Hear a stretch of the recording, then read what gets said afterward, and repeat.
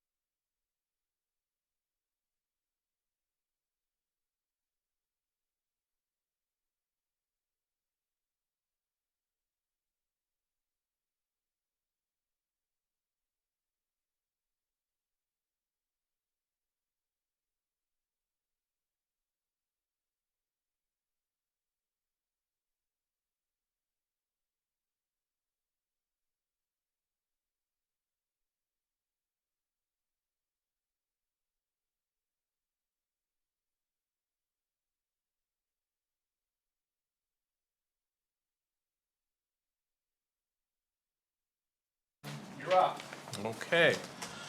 Welcome to the August 7th meeting of the Kennebunkport Planning Board. In terms of attendance, our George is not here today. He's up in Portland playing gypsy jazz. We probably all wish we were up there. But anyway, the first item would be normally approval of minutes. We don't have any minutes to approve, so let's just proceed. The first item is item 190401, the Henry Family Trust, Ambit Engineering authorized agent, the site plan review public hearing for a fixed pier and gangway on Ebbs Cove Lane, Village Residential East. So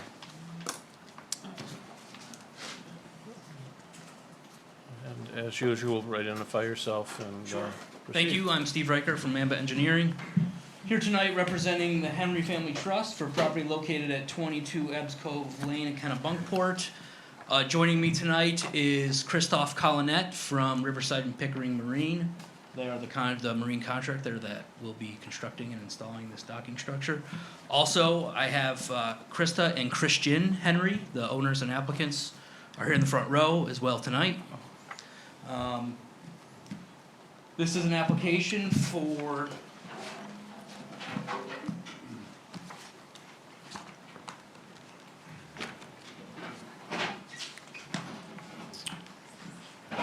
a 4x16 access ramp, a 4x60 fixed pier, a 3x33 foot gangway, and a 10x20 float located by 2 helical moorings.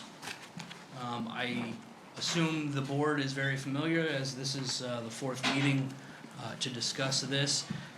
I only have one item to add to your review. There was some small discussion last month about availability of slips at local marinas, so I had the marine contractor actually reach out to 3 local marinas and get something in writing from them. So I have those as emails, and I just want to hand them out. Okay, great, thank you. Thank you. Thank you.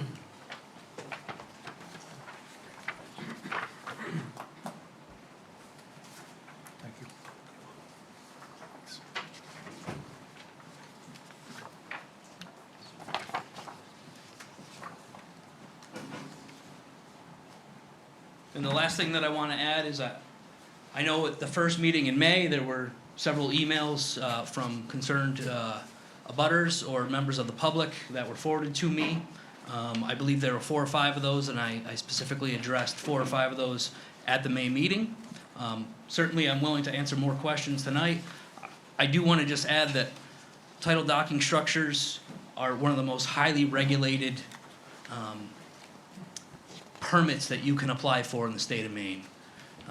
The Maine DEP, the Army Corps of Engineers are the 2 issuing agents. There are numerous divisions within the State Department that review these applications, including Department of Marine Resources, local harbor masters for navigational purposes and congestion, and then with the Army Corps of Engineers, there are a variety of federal agencies that review applications, including FEMA, National Marine Fisheries Service, NOAA, U.S. Fish and Wildlife Service. All of those things are considered when they review these applications and issue approvals. Just an example, my application alone to Maine DEP and the Army Corps of Engineers was a 60-plus page document on its own. The required information is quite extensive. The plan information that's required to be submitted is also quite extensive. Those agencies are essentially tasked with reviewing applications for impact to wetlands, impacts upon special habitats or special animal habitats, fisheries and spawning areas, navigation. Army Corps of Engineers specifically looks at navigation, relations of docking structures to federal channels, whether a dock would interfere with any kind of commerce. They also look at endangered species. So those are the entities that look at these applications. Essentially, it's a highly regulated application because you're putting a structure in a public water body. So it's looked upon with some pretty serious scrutiny. So that's really all I have to add tonight. I don't want to belabor any more of the details. I think the board is aware of what we're proposing, and I'll take any questions you may have. We'll hear from the public if anybody wants to speak. Let's start with questions from the board. Anybody have any different questions at this point? Neil? No. No? Nina? No, but I think it should be understood that you're asking for a waiver because this is beyond the length that we normally allow. Yep, that's correct. Yep, and that was explained pretty thoroughly at the last meeting. And Yeah. I think because you've just given us something that, hasn't been made public, I think you ought to explain each and every one of these Oh, sure. letters. Yep. So the marine contractor who will be hired to construct the dock sent emails to 3 local marinas, the first marina being Chicks Marina, Do you want me to read it verbatim? No, So, no. three. But I think you should explain to the public basically what they are. Sure. So, within the main DEP application, in order to demonstrate need for the impacts, they want you to reach out to local marinas and see if there is any slip availability, so that the state can look at your application in terms of need. You know, do you need a docking structure? Is there a least impacting alternative somewhere nearby where you could, one, keep your boat in the water, two, store it during the winter, all of those things. So that's part of the demonstration of need for the application.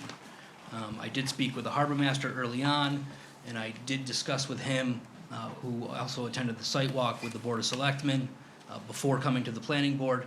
He had no moorings available in Turbots Creek itself. Beyond that, we have reached out to 3 local marinas, and all 3 are booked. They have no slip availability for this year, and I believe 2 of them have stated that they have extensive waiting lists, so.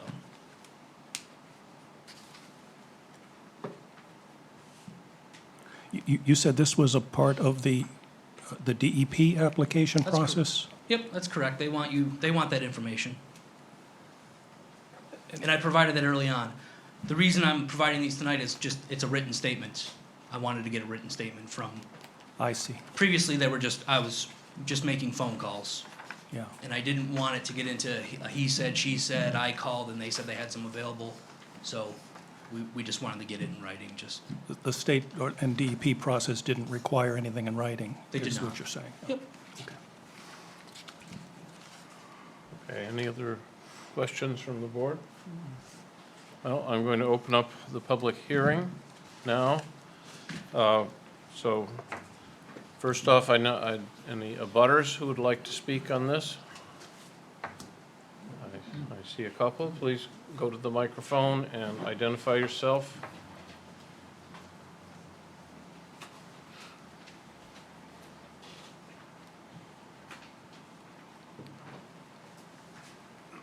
Good evening. My name is Bill Matthews, and my wife Marcia and I own the marshland, which is adjacent to, actually it's across the creek from this proposed plan. We own it along with Alice and Henry Mobley. And I've grown up in this creek. It's a beautiful, beautiful place. And there are a number of docks there. And I personally would have no issue with someone putting in a dock so they could boat. But to me, something of this magnitude, 4 by 150 elevated walkway, 4 by 60 foot fixed pier, 3 by 35 foot gangway, and 10 by 20 foot float, seems to me it would go quite a ways out into the creek. Just for your information, there is no walkway. Okay. Their They application was modified amended. when they realized they couldn't come close to complying with our land use ordinance, they removed that. It's just a path in the woods now. Well, that's good to know.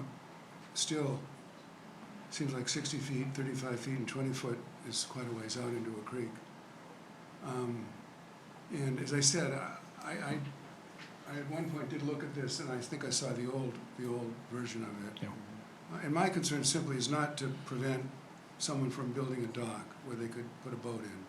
My sole concern is how far out into Turbot's Creek this is going to go, and what an impact that would have on people that kayak and people that boat in that area. So I am concerned about the size of it, not the ability to build something. Okay, thank you. Anyone else, please?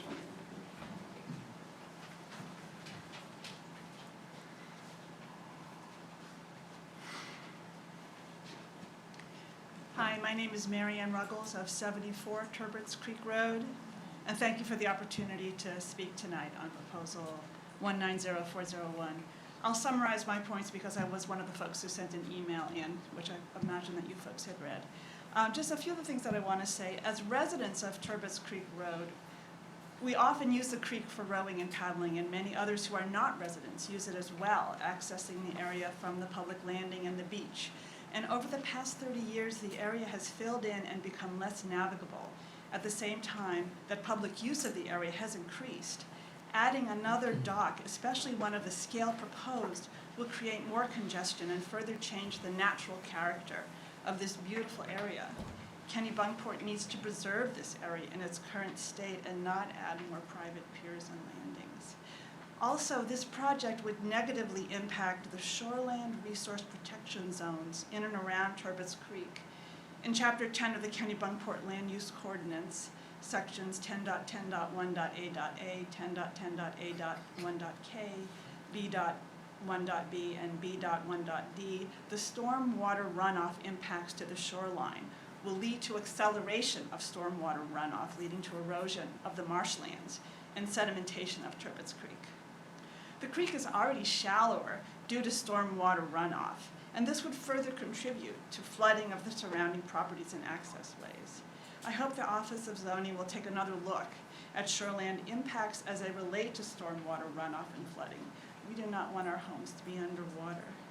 And lastly, we're all aware of climate change bringing more storm surges, flooding, and torrential rains. So our land use decisions need to reflect our understanding of the threats from these trends.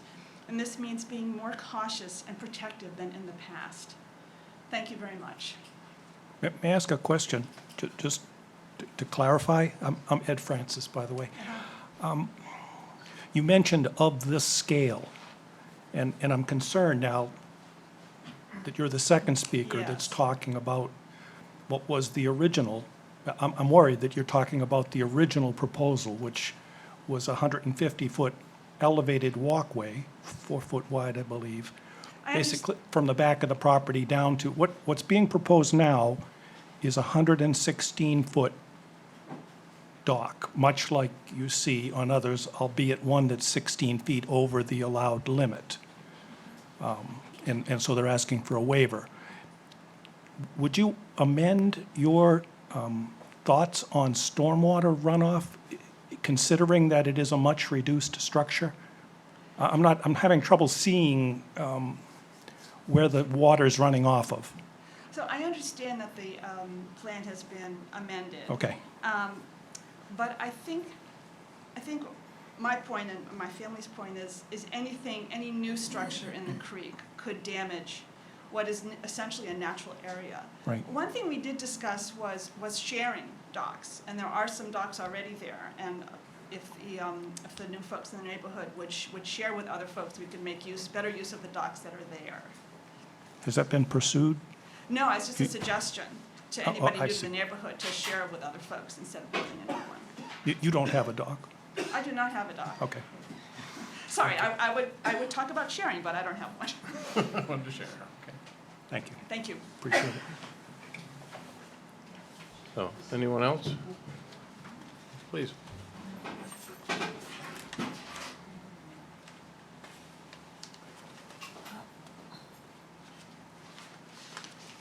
Hi, Monica Keaty, 24 Buffalohead Lane, the butter. We look forward to welcoming the Henrys. We do have some concerns. Mostly we'd be directly impacted by increased activity, clearly, in this waterway. We use it for swimming and kayaking. It's been in the family, this property, for years, and we've also seen the growth of more activity. Swimming's already a little dicey, but this would be a little bit more challenging. Beyond that, we're concerned. I understand the Army Corps has approved it. I'm not totally convinced about the limited effect of wildlife and erosion, particularly with the barge coming in. I think that's a significant impact on the creek itself. We're also concerned about multiple current and future owners applying for similar things. So it's a small body of water. It's a pristine body of water. So we wouldn't want this to be a precedent, especially the waiver. We're definitely against the waiver. We feel the size is what it is. If the land is telling you it's slightly out of reach. Maybe it's for a reason that this waterway is out of reach.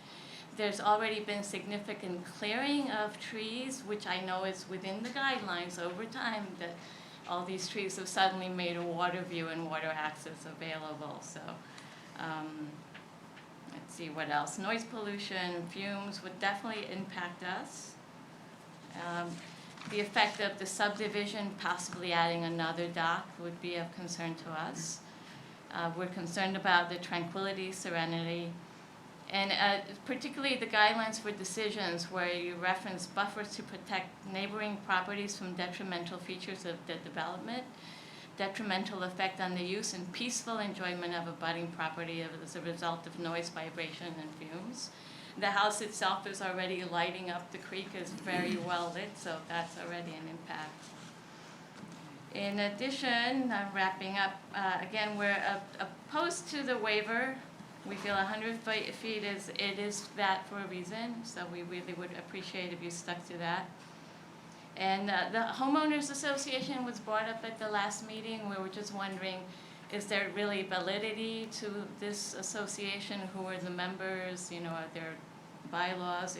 So I understand their support, but who are the members? We'd like to know that. And I think that's it. I thank you for your time. Thank you. Perhaps the applicant could speak to her question? Yeah, perhaps you could hear that, could speak to the issues you've been hearing here, the drainage and Well, noise and the homeowners association. Homeowners Who comprises the homeowners association? Sure. I guess I'll make some statements that'll probably address all three sort of collectively. Boating is already a use on this creek. There are, in my count, by looking at aerial photos, 10 other docking structures on this creek. We're looking to add one float, which is essentially one slip, which could potentially secure one boat. I don't think adding one boat to this creek is going to make a significant impact.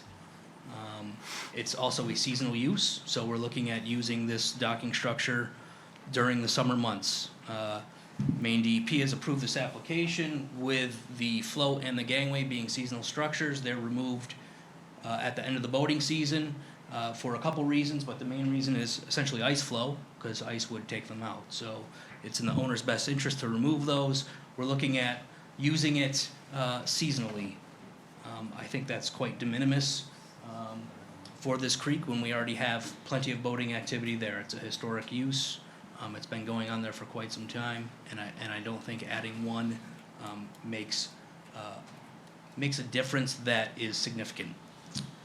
In terms of stormwater runoff, I'm a little confused with that statement because we don't have an impervious surface. The docking structure will have plank boards that are spaced to allow water to pass through it, so there's no accumulation of stormwater. We're not collecting that stormwater and discharging it somewhere else. It's allowed to fall through the cracks right where it does now. And adding a dock on this property is not going to make more rain fall from the sky. The same amount of rain is going to fall on this property if there were a dock there or not. We're not redirecting stormwater from one watershed to another. These docking structures are built on pilings for a reason. The pilings allow water to flow through. Even at high tide, somebody could kayak in between these pile sets. It's required that the pile sets be at least 15 feet apart, specifically for that purpose, so somebody in a kayak could kayak right between the pile sets and underneath this structure if need be. Those are one of the things I kind of alluded to earlier about the U.S. Army Corps of Engineers. That's one of their standard designs. If you don't propose a dock with 15-foot sets, they don't approve it. It's quite simple. The contribute to flooding, I think that's sort of tied into the stormwater. There's no extra stormwater involved here. We're not producing more of a volume of stormwater. We're not concentrating it. It's not going in a different direction. It'll fall through the deck spacing boards on this pier and end up in the resource just as it does now.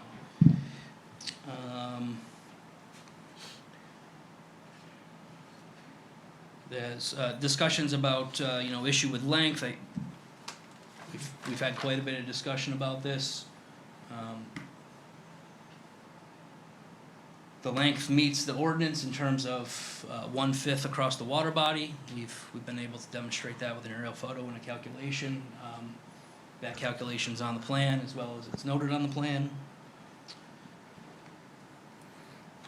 Can you expand upon that for the public? How Sure. far does the dock come out into the creek, and then how far, what's the length across the way that's open, I guess? Yep.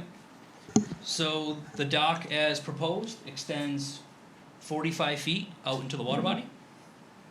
And the Kennebunkport ordinance states that it cannot extend more than 1/5 of the distance across the water body. And the distance across the water body is 263 feet, so 1/5 of that would be 52.6, and we're proposing 45, so we're 7.5 feet shorter than potentially what they could have.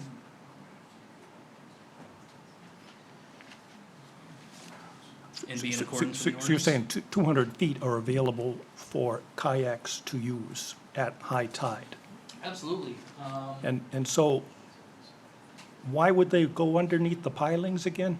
Well, at high tide, if you're paddling along the shoreline, so at high tide, there Oh, would I- be water underneath this pier. I see. And if you're paddling along the shoreline, you wouldn't have to necessarily go out and around it. You could go right underneath I it. see. Thank you. The clearing of trees, I do want to comment that our proposal has no clearing of trees associated with it. We're not removing a single tree. We've purposely designed it that way. The comment about subdivision could add more docks, I can't comment on that because I'm not representing a client who is here for a dock on a separate lot. I'm here for this dock on this lot. What I would say is, obviously, anybody who wants to put a dock on a lot in Kennebunkport, they're gonna have to come here and go through the same process, so. In the homeowners association, I don't know much about it. Maybe the Henrys can actually speak to that.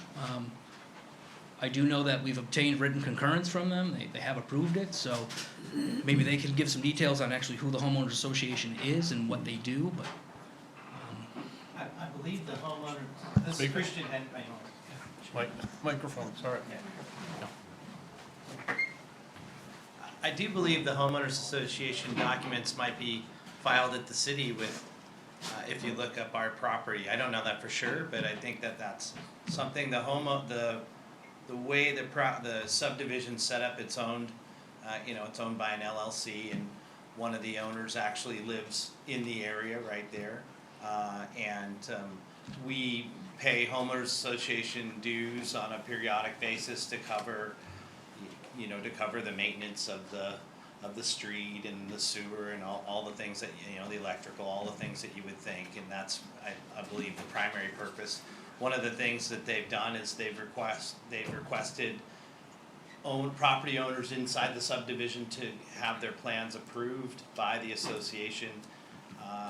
And it's my understanding that's so that they can have an appropriate aesthetic, so that they can, have some consistency in what the area looks like. Because it's not we want it, for us, for example, we're very focused on keeping the trees.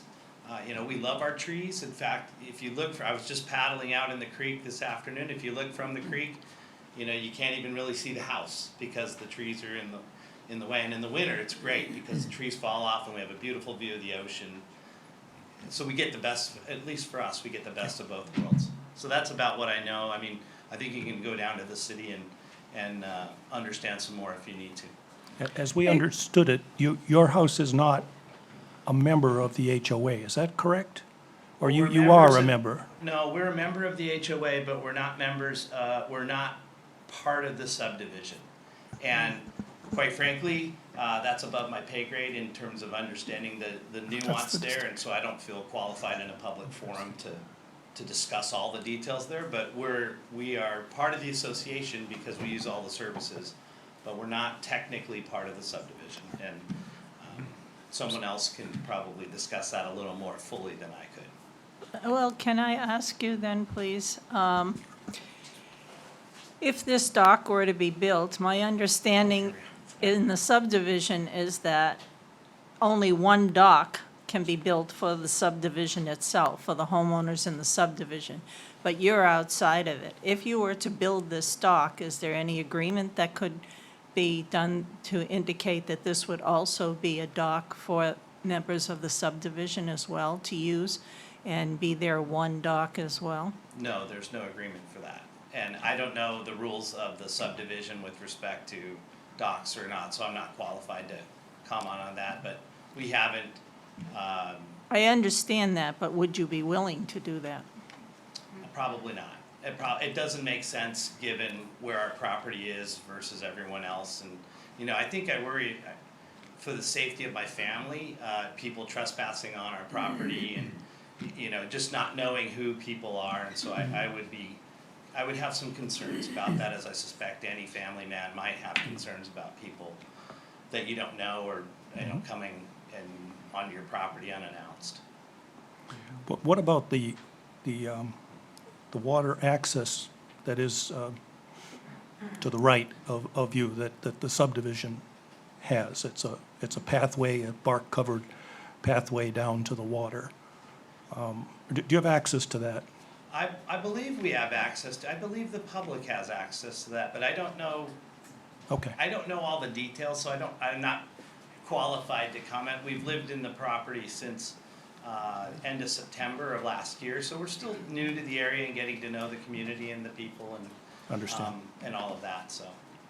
But when you put in your kayak now, is that how you put it in? No, right now we just get in the, we just kind of go down right in front of the house. And Splash. just, you know, get muddy and Okay. sometimes you lose a flip-flop sticking in the mud, but, you know, Okay. Thank you. thank you.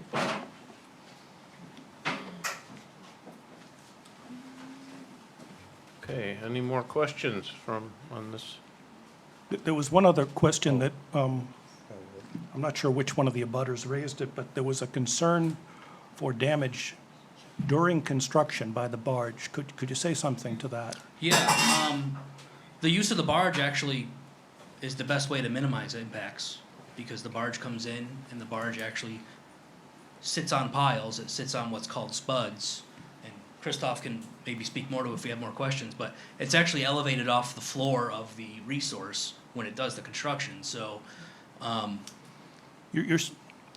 Obviously, there's going to be more disturbance than not putting in a dock. Okay, so the question wasn't Sure. that what's the best way to minimize it, given that you're doing construction. Yep. The concern is that if you decide to do construction, that the barge is going to cause damage. sure. The Is there barge anything has- you can say that would help us understand that that couldn't possibly be the case? Sure, so the barge floats in at high tide. Maybe it's better if Christoph explains it, but the barge floats in at high tide, it puts the spuds down into the mud, which are essentially 4 piles, so we have 4 square feet that go in the mud. The tide goes out, and then when the tide goes out, there's a crane that uses a vibratory hammer that drives the piles. So the piles are being driven at low tide in the mud, so there's no water flowing to move any sediment anywhere, it's dry. So the piles are driven during... The barge bottom is not on The barge bottom is not on the mud. The The dirt. piles supporting the barge, which are called spuds, Just 4 are in the spuds. mud. Oh, 4 okay. spuds, Thank that's you. correct. That's And when they helpful. pull the spuds out, sure, there is some material that But they do gets- that at high tide, again, Yep, when they pull, yep. it's time to exactly. leave? Yep. Yeah, okay. Thank So, you. in terms of constructing a dock, it's the best way to do it to fully minimize the impacts the best that you can is constructing it from a barge from the water side. If you had to do this from other methods, you'd have to have machinery essentially on the floor, tracked equipment that would make a much larger mess. Yes. Thank you. Okay, thank you. Question back there? Hi, my name is Sarah Young, and I am not an abutter, but I have been very grateful to help caretake the property at the end of Bufflehead Lane. and have spoken to the board in the past on behalf of the Weeds and the Keaties, so I was thrilled that Monica came up from Connecticut for this meeting, and I appreciate the opportunity to speak again. And all of the amendments made to the dock, and nice to meet you, welcome to the neighborhood.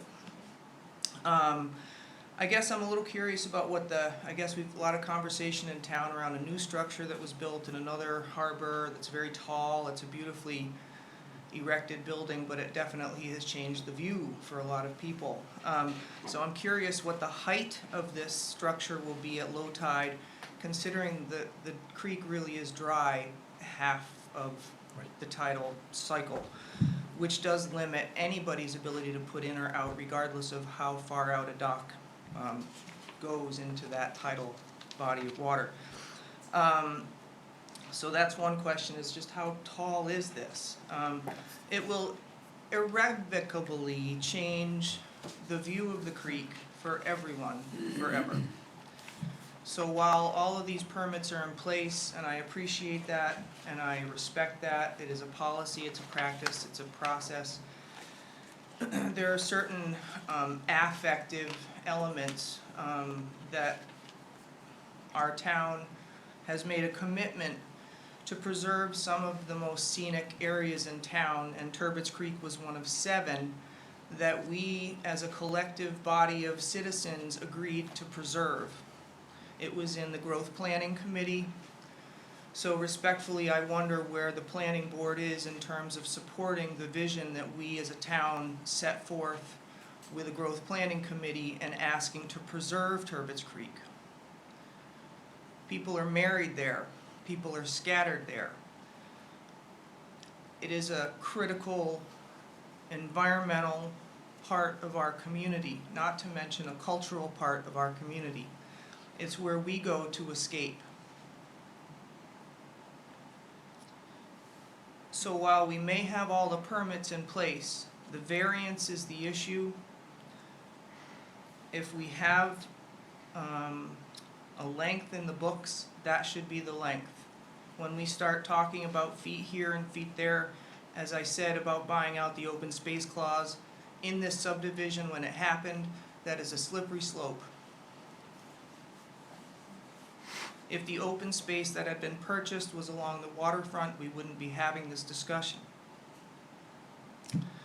So I guess my final question is for the board, has there been a precedent set already in town for another dock being built that was over the limit? And if so, when, by whom, where? And if not, I'm going to ask you to really sit and think about this, because this is precedent setting. And I welcome you to the neighborhood. We love our neighborhood. A lot of us don't leave this neighborhood. So that is our haven. And it is all about perspective. So come out to Vaughn's Island and look inland and envision the changes that you're proposing. I'll bring you some cookies tomorrow. Thank you. Oh, no. Look at this, I need it. Why start now? I mean, Yeah, good. I look forward to it. there you go. Okay, I can address the aesthetic and scenic and view. I will point you to page 2 of the DEP, main DEP approval, which is existing scenic, aesthetic, recreational, and navigational uses in accordance with chapter 315, assessing and mitigating impacts of scenic and aesthetic uses. There's a lot of language in here I'll just kind of skip over, but the applicant submitted a copy of the department's visual evaluation field survey checklist. That was one of the things I had to put together, which was asking for some data and some information about the property and abutting properties. And the proposed project. The applicants also submitted several photographs of the proposed project site and surroundings. Department staff visited the project site on April 25th, 2019. The proposed project is located in the town of Kennebunkport, which is located on Turbot's Creek, and is a scenic resource visited by the general public, in part for the use, observation, enjoyment, and appreciation of its natural and cultural visual qualities. Existing vegetation on the applicant's shoreline consists of trees, shrubs, and an area of freshwater wetland. The proposed pier system will be similar in design to existing piers along Turbot's Creek. Department staff utilized the department's visual impact assessment matrix in its evaluation of the proposed project, and the matrix showed an acceptable potential visual impact rating for the proposed project. Based on the information submitted in the application, the site visit, and the visual impact rating, the department determined that the location and scale of the proposed activity is compatible with the existing visual quality and landscape characteristics found within the view shed of the scenic resource in the project area. Who said that? That was the Maine Department of Environmental Protection. And where are they? Well, they have several offices, but the Portland office is the one who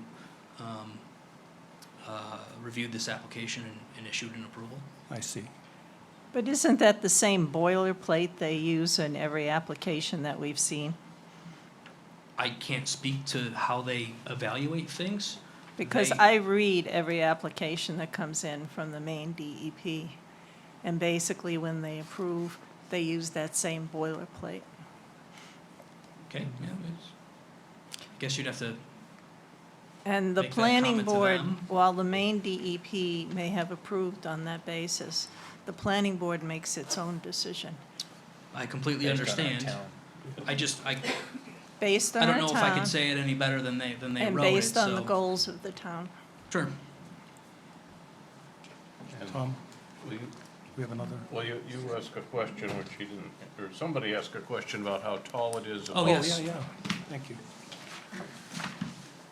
But on the butter wants to speak Above low afterwards. tide, right? Right. So it's better if I hold it this way.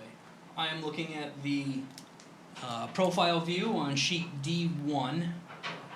The plan is on what's called mean low water datum. So the contours that you see on the plan, 0 is mean low water. So the pier, the top of the pier elevation is at approximately 16 feet above mean low water. So that is the height. Now, on top of that, 16, there would be a 3-foot railing, safety railing on top of that. And I believe Kennebunkport would require a 3-foot railing. That railing is not solid, it's a railing with posts every 5 feet on center. It's a safety issue, so that is the proposed height. Now, one of the things driving the height is where the pier starts at what is determined to be the highest annual tide line. The pier has to be at least 4 feet above the hat to prevent total shading underneath the structure, so that plants can still live underneath the structure because it's raised. If it were super low, it would be shaded all the time. The vegetation underneath it would be shaded. Raising it allows sunlight to pass underneath at least some of the time, so that vegetation can still survive. So we're a little bit constrained in terms of the height because we have to start at that elevation and carry it out from there. And Hope that answers the question. what's the elevation of HAT?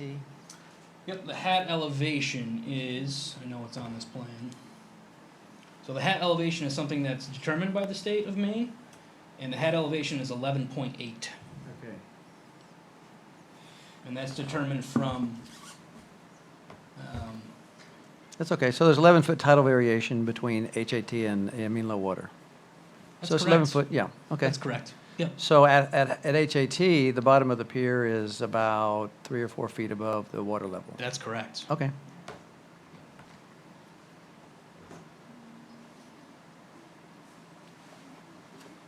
Tom, you wanna leave? Okay, another, a butter to speak, or another person to speak? Oh, I'm sorry.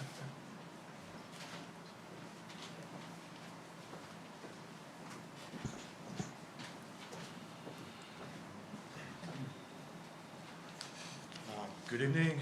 My name is Christophe Collinet. I work for Riverside and Pickering. Like a lot of you, I live in this town year-round for the last 22, 23 years old. 23 years. I do kayak in Bon Islands and all this beautiful area. So I can understand what you're talking. also, I just want to clarify a couple things. Like the Henrys mentioned early on, they drag the kayak through the shoreline. What they're trying to do is protect the shoreline and by the means of building a pier. So instead of like dragging a kayak through the shoreline of about 10, 16 feet, now they try to help and try to protect the shoreline by building an access, a pier, so they don't destroy it. Because they live on the water, they have access to the water, and I don't believe that there's anything that said that they cannot access the water from their land. So that's one thing. Another thing I would like to clarify is when we do use the barge, we have two spots. They are about 10 inches in diameter. We're only using two. Very often on either port side, starboard side, so left or right side. And we try to minimize as much as we can the impact of the barge from sitting on the mud, on the floor. So we always try to keep in mind, that we don't want to disrupt anything. I do believe that we're doing a very, very good job by doing this. We always also keep in mind that DP can show up at any time and make sure that we do not violate like any restriction that they do put on the print. And disrupting shoreline, erosion and other stuff. It's like I said, we pride ourselves into make sure that when we leave, nothing is being changed except that you have piles who are like anywhere between 10 and 12 inches in diameter, driving into the ground. We can do anything from the barge. We have a crane. We have we just purchased like a new piece of equipment where it's just drive the piles, just a vibe. So everything is done by the barge. If we do need to walk on land, we use a mat that is kind of like DP kind of like to see it, just because it's like if you will, like a giant piece of plywood, and it just avoid us from impacting the shoreline or anything like this. So and as like I say, if you look on the print, DP gave us a lot of restriction, and we respect every single one of them, because we want to make sure that at the end we didn't disturb anything at all, and also we don't want to be penalized. So, but like I say, I've been living here, kids been growing here, and one pier. I don't think that I do understand what you're saying, but I don't believe that it's going to affect really much, like where they are located. Also, it's on the back cove. I mean, if you're on Turbex Creek, stop me if I'm wrong, but you got to turn back to look at the pier. It's like you have the open water right in front of you. So, that's one point. I just don't want to be too emotional about this, but I do understand your point.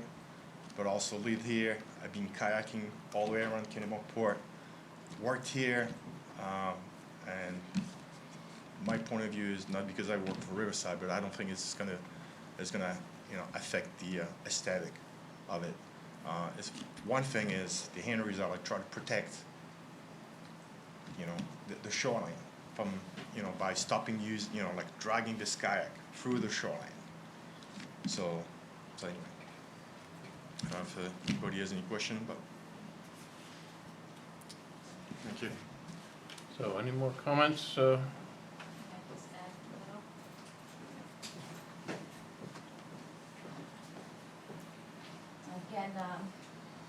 Monica Kitty, 24 Bufflehead Lane.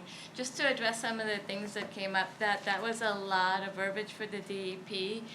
I think a visual would be great if we had that image of the cove. So this is the one part of the cove without a dock. So yes, there are docks in Turbot's Creek, you can count them, but this is that one pristine area. And if there is a subdivision there, it makes sense for there to be one dock out of that whole area. eventually, is there going to be a second one? That can we go back to that same concern? And this is a sizable change. It is a big change for the one quiet space without human impact on the water. I guess the land has been affected, but it's a big visual. It really is. It's a significant visual, and it's a scenic area. Regarding the point about dragging the kayak, we drag our kayak. We have one little skinny line that we've impacted the shoreline with.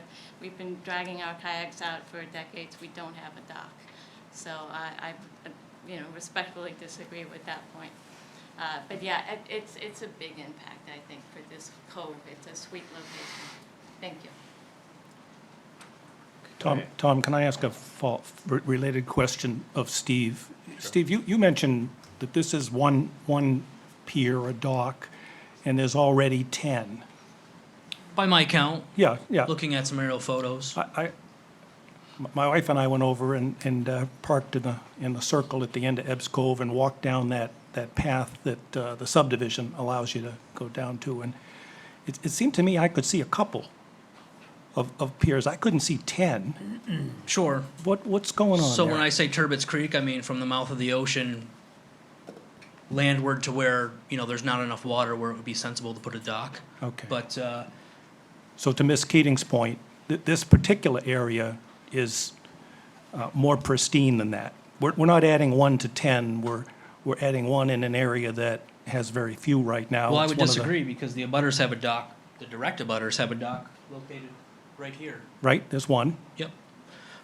Across, so it would be to the northwest, there are 3 docks I couldn't see on those. Turbot's Creek. I couldn't see I those. think in your packet, Maybe the from another aerial photo that I viewpoint. used to, I'm just saying, from the shore right now, I couldn't see them. That's all. sure, because the 2 that are located to the northwest are sort of now around a corner. Understood. Okay. No, But standing on this shoreline, you can certainly see the abutting dock. yes, And that's then right. there's a larger structure downstream. I could see 2, I'm pretty sure. Which is difficult to see from a distance and from an aerial photo, but it almost appears to be a wharf-like structure.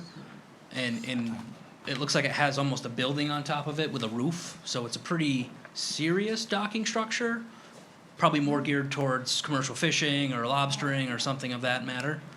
I do want to, because you've piqued my curiosity, I do want to. No, I Okay, so this is the aerial photo that I provided in my calculation of the width of the water body. stand by that. And the dock that you can see here in the corner is on the Swords property, which is directly adjacent to. Steve, I cede your point. I take your point. Okay. I believe the aerial photograph. My only point, and I'm only saying it to follow up on Ms. Keating's point, was that right now, this area, to the observer, to the person who's viewing it and enjoying the view from shore, there aren't 10 piers. It's not an area where there's a lot of unnatural things. This is a significant, to my view, this is a significant change, would be a significant change. Okay. Okay, are there any more? Okay, go ahead. I'd like to wrap this up pretty soon, so.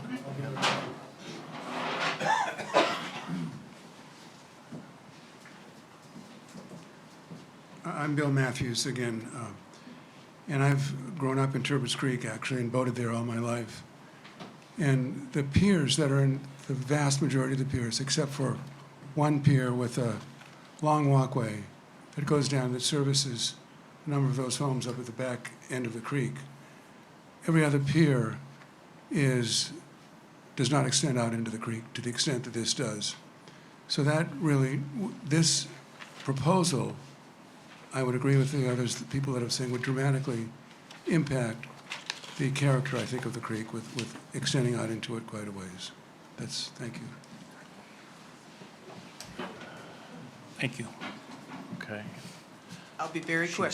I bet. Well, the precedent-setting piece is that if the Swords property is not part of the homeowners association, and the Henry's property is not part of the homeowners association, and the subdivision is allowed a dock if they can eke out enough land, perhaps we could have 3 very large, tall structures if this waiver is passed and it's allowed as is. Then and I will not jump up again. Okay, I think Christoph has another comment, but I really wanna-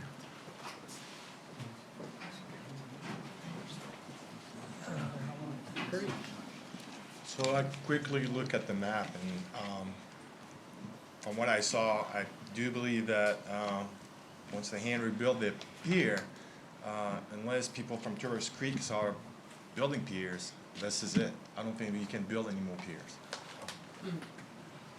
Believe me or not, just by looking at the map. Are you saying that they wouldn't meet the code?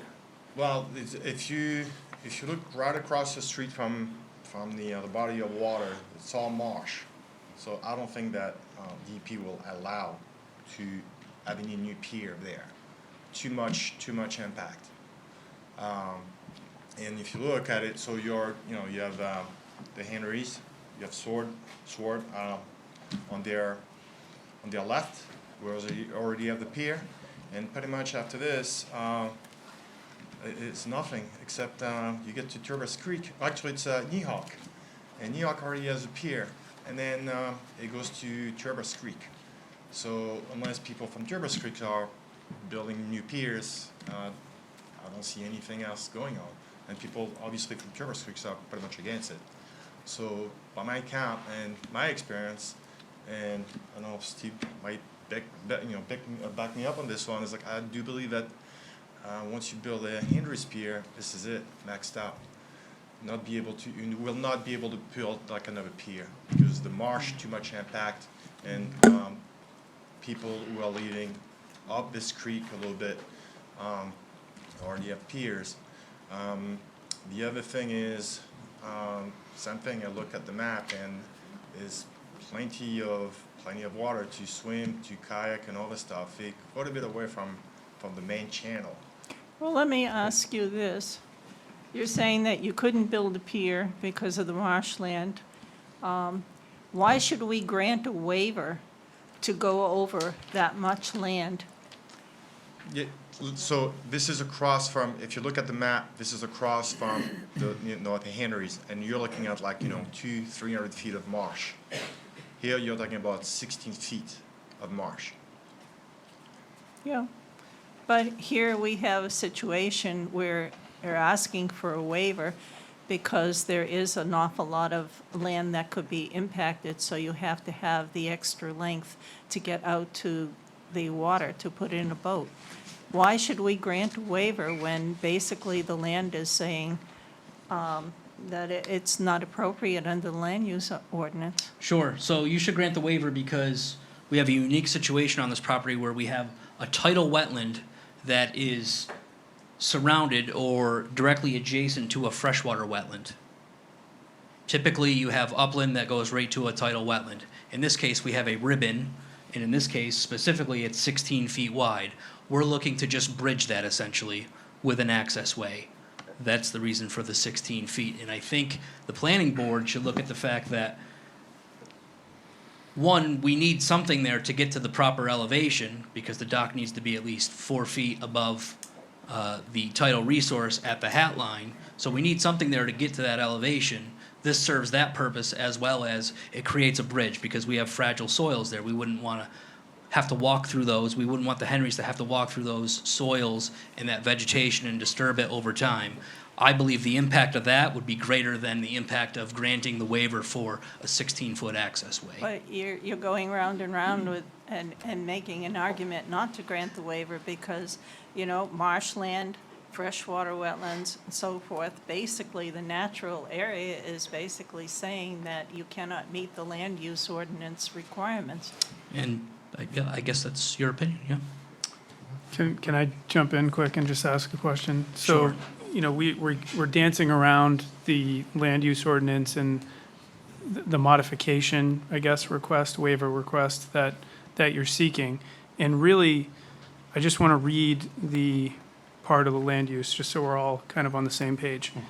It says the planning board may, upon review, modify the length requirement if it is demonstrated that no other reasonable alternative exists to provide water access from the lot. So let's assume that it meets the 100-foot requirement. Would you still have access? You may not be able to put a boat slip in, but would you have access? With that definition of access, yeah, yes, you would still have access. But I think, and again, you know, we keep going around and around, you know, what is access, what is reasonable access? I mean, these applicants are asking for reasonable boating, motor boating access. And we feel that the request is reasonable, it's not unreasonable. So yes, to your point, yes. If they had no dock, would they still have access to the water? Certainly, absolutely. They would still have some kayak access. If they wanted to go take a swim, sure, they would still have access. They're asking for boating access, access to secure a boat. How big of a boat? So the float is only a 10 by. Boat. Yep, I'm explaining. The float that we're proposing is only a 10 by 20 float. Right. So essentially, you could only put a 20-foot boat on that float. That's all I have. Yep. So I understand that they have access today. They can walk down there and they can access the water. But if you put a structure, the dock that you're proposing, at 100 feet, where it now fits within the land use ordinance, would you still have access? You may not be able to put a boat slip there. I would say no, and I discussed this at the last meeting because the float would land on a bottom contour that has a greater than a 20% slope. So having a docking structure that's only 100 feet long isn't feasible because the float would be the float would be put in a situation where geometrically it wouldn't work. So there's no other, where I'm going, there's no other, structure that can be used other than the float you're proposing to give them kayak access. No, the floats are highly regulated in what they look like and what they can be constructed out of.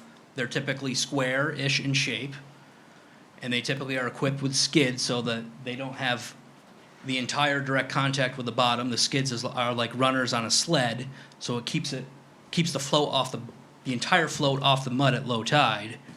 And I presented this alternative at the last meeting, showing what a 100-foot docking structure alone would look like. And you can see the float would land on a slope that's at least 20%. And then when you look at it in profile view, it would put force on the gangway and the pier that it's not constructed to be able to handle that kind of force. You can see the geometry here is very strange. Not to mention, if you had a boat attached to that float at low tide, what would that boat look like in relation to that float at low tide? I think we're talking would- past each other. Yeah, So you're definitely talking past each other. You're not listening, you're not understanding what he asked. He does, yes. There's I a get- problem if you put a I get that. motorboat float out there at the 100-foot level, Yep. okay? So don't put a motorboat float out there. It's something that you could carry a kayak over the wetlands and put it in the water. I realize they want a motorboat thing, but But it doesn't fit. it doesn't fit. They can't put a motorboat thing there and meet the 100 feet because of the wetlands. So I'm having a hard time too, at this point. So, I guess where I'm going with it is the ordinance says water access. So hypothetically speaking, if we had a 100-foot dock and it fit within the ordinance, is there still access? You could walk to the end of the I think it- pier. Yes, you already said yes. I mean, maybe Sure. not this I don't know how specific. you would get from the pier to the point of access, I guess. I guess I'm just having a hard time, and Ed brought up a good point at the last meeting. He said hypothetically speaking, what if there was 50 foot of freshwater wetlands there? And just Yep. hypothetically, it made Yep. me think, okay, where do you draw the line? Yeah, no, Where's the precedent set I- as far as Yep. the extension or the modification that we grant Yep. going Yep. forward. Yep, I understand that's what you're considering. And I guess I would ask the board, is it a reasonable request? Is it reasonable? 16 feet, I think, is reasonable. I would say 25, probably not reasonable.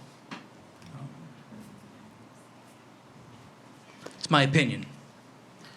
25 feet now, we're longer than a quarter of the structure itself, so, we're starting to add on at that point. But 16 feet is a couple of tables here. Okay, at I this think- point, I believe we are, we can close the public hearing. We are kind of deliberating, I believe, at this moment. Do you want to ask if there's anyone else that wants to, if there's any more public yeah, comment? is I know, there- I know everyone else is waiting for something else. I know but you're waiting for the other one, but, This is important. It yeah, is, it's important. if there are any So- more public comments, speak now. Otherwise, I'm going to close the public hearing. Okay, hearing none, I'm closing the public hearing. And so we need to figure out how we're going to handle this. Do we want to, Get the sense of the board, Tom? let's get I think we need a sense of the board. We want to question how are we going to handle this. Well, I don't know if we've ever set a precedent of granting a waiver. No, I don't, No. I have trouble with it.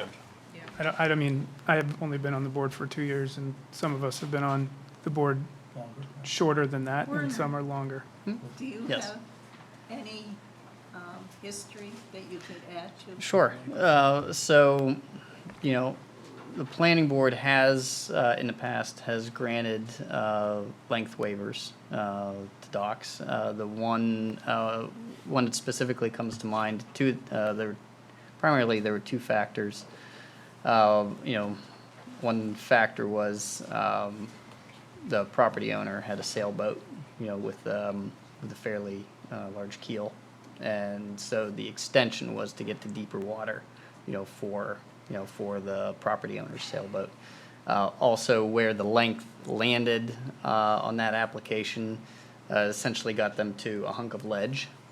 And so, the extension was to get beyond the ledge and onto the other side of the ledge so that their sailboat could utilize the dock and the float. Was this more in open water, like on a river? or This was open- on the river. Yeah. Yep. This was in the Kennebunk River. And so that's the one that specifically comes to mind in terms of, deliberation over, over a length waiver request. So, also, and to, address the question, about the subdivision, if you look at a subdivision plan in terms of what the open space, the common open space, is, I think as Ed noted, it's a path, that gets you down to the water. So the subdivision itself doesn't own enough water frontage to meet the minimum frontage requirements for a dock for the subdivision, okay? So it's my understanding that the intent for that was for kayak access, that, could be utilized by the subdivision. With that being said, there is enough land area between Henry's lot and that open space for an additional lot that wouldn't be part of the subdivision that conceivably could come to the planning board at some point in the future to make a dock request. Again, I'm speculating on something in the future that may or may not occur, but, there's been a lot of discussion about could there be another dock, and, I am always careful to never say never, with those types of questions. Thank you. Yep. You want to comment? What want to comment? I still don't particularly care for the length of it. And after listening to Neil's reading what the land use ordinance doesn't say anything about a boat dock being there, it could be an old-fashioned traditional dock that goes out and there's a little ladder down to where your boat's floating. I'm sure that's, I I guess I have trouble with the 16 feet. I have been kind of grappling with that as well, and I understand the request. I do, I get it. I'm having a hard time drawing a line in the sand and saying, okay, 16 feet is acceptable, but 20 feet isn't. And especially where there is access already. I mean, you could presumably put a 100-foot dock in that complies with the ordinance. It may not give you the boat slip that you're looking for, but it does give you access. So I'm grappling with it as well. I'm having a hard time with it. I have a real problem granting a waiver in this area. In the I area of think, docks I in think general. when waiver was probably contemplated, people were thinking of things like ledges, rocks, so forth, along rivers or on oceans and so forth, where, you know, it might be a perfect place to put a dock, but you have enough rocky areas that you need to go out a little farther. But the area that you're in is an area where the thing goes down to mud. You've got marshes that are, you know, protected. To say that because there's a freshwater marsh there or something, we have to go further and therefore a waiver should be granted. Well, my feeling is if nature says you can't do it in 100 feet, then natural resources, the land itself is indicating it's not appropriate for a waiver. In fact, I don't think it's even appropriate for any kind of dock or walkway, but you know my feelings on that. Yes. I've been there before. So, How about Larry? Well, I had a couple of questions. I'm sorry, Steve, are you still here? Okay, so, you know, I'm trying to figure this out. So there's two ways to make a 100-foot dock. One is you can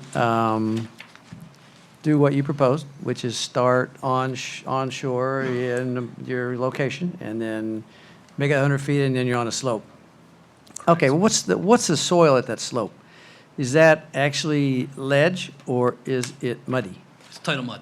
Tidal mud, how deep is the tidal Mud mud? flat. How deep? We didn't sample it, but most tidal muds are fairly deep in nature. It's, Okay. you know, it's an accumulating sediment over time. All right. Yep. Okay, so that's one way to do the 100-foot. The other way is to fix the location of the dock where you propose, and then shorten up the, move the onshore portion closer to the sea, right? Take your 16 feet out of the onshore. But if you do that, then that's over the freshwater Freshwater marsh. so that doesn't marsh, work. which is protected. I guess there's EPA or DEP rule about that. So the DEP considers freshwater wetlands that are in close proximity to tidal wetlands as wetlands of special significance. And it's- So you it's can't really described walk, in- it's- can't really walk through there. You can put chips, wood chips on there and walk through it. So if we propose to put wood chips in it, that would be fill in a wetland, which would also require a permit. So, yep. Okay. And I had that conversation with the inspector as to which the department would be more likely to approve, and certainly she said, you know, we would like the ramp because essentially it serves as a bridge. Yeah. Yep. Well, see, okay, so I can see, so you've made the walkway to, really to protect the wetlands. So that's great, you know. Serves two purposes that I discussed, yeah. But my concern is, okay, so let's shorten it up to 100 feet. So now you have this dock area that is still going to float. It's just going to float for less amount of time, right? So it's going to be floating for an hour instead of 3 hours at a high tide or something. Yeah, I did the math for where it's proposed now, and essentially at that time, Well, under okay, proposed so, conditions, we would have essentially half of the tide to work with, is what I described last. so we heard earlier about the desire to preserve the area. So, my concern is that if the dock location is closer to shore where it's muddy, and what's the likelihood you're going to be, or the boat operator will be disturbing the muddy bottom more with the dock in that location than if the dock were further offshore, further away? Absolutely, I would say there's a much greater So, chance of disturbing. to me, it sounds like the 16-foot extension actually contributes to preserving the natural environment there, because you're going to be a tendency to disturb the muddy bottom less. That's I absolutely mean, correct. that's just one thing that came to mind. Well, anyway, that's the main thing. So to me, it sounds like the 16-foot proposed extension actually benefits not only the owner, but also the environment. That's my point. That's my That's the way feeling, I see it. yes. So the pilings, is that what you call them? That it Piles, yep. That it sits on? The float stops. Float Are you, stops. are you referring to the float? Yes. Yep, yep. So it's going to touch the bottom whether you're 16 feet further or back because of the tide. That's What? correct. Okay. But when the float stops need to land on a level area. So shortening it by 16 feet puts it on a 20% slope. So when those float stops come down, they don't have a level ground area to land on. In addition to that, if you had a boat there, secured to that float that doesn't land level, that creates problems as well for the boat and the float. But that's a problem for humans. There's no difference in the environmental impact. Well, I would say there would be some environmental impact there because now you have a boat that's not secured, for lack of a better term, correctly to a float now that's on an angle, and that float is also sitting on the mud. And the forces of the tide on that boat, on that float, not on a level ground, I think would also have some more impact. Steve, you mentioned last time that you didn't want to have uneven float stops. You didn't want to have one larger than the other because you were concerned that it would over time change the bottom and it wouldn't be level anyway. But why not have piers that are driven that the float ends up setting on rather than the bottom that were level? Yep. Why isn't that done? Yep, so the issue with that is, and I thought about this when you mentioned it last month after I left here. Okay. I'm gonna try to depict it a little bit. Again, and I warned you, I have no No problem. So if you've got a float, no experience in this area. Yeah. if you have a float that has a float stop on one side that's much taller than the other side, Right. We said we didn't want to do that. yep, and you have a boat attached to that float, Yeah. where's that boat now when it sits on the mud in relation to that float? It's almost underneath it. Okay. Because you're gonna have the contour of the ground, how can I, You said you want the boat and the float to always be at the same level, even when they're both on the ground, absolutely, Safer.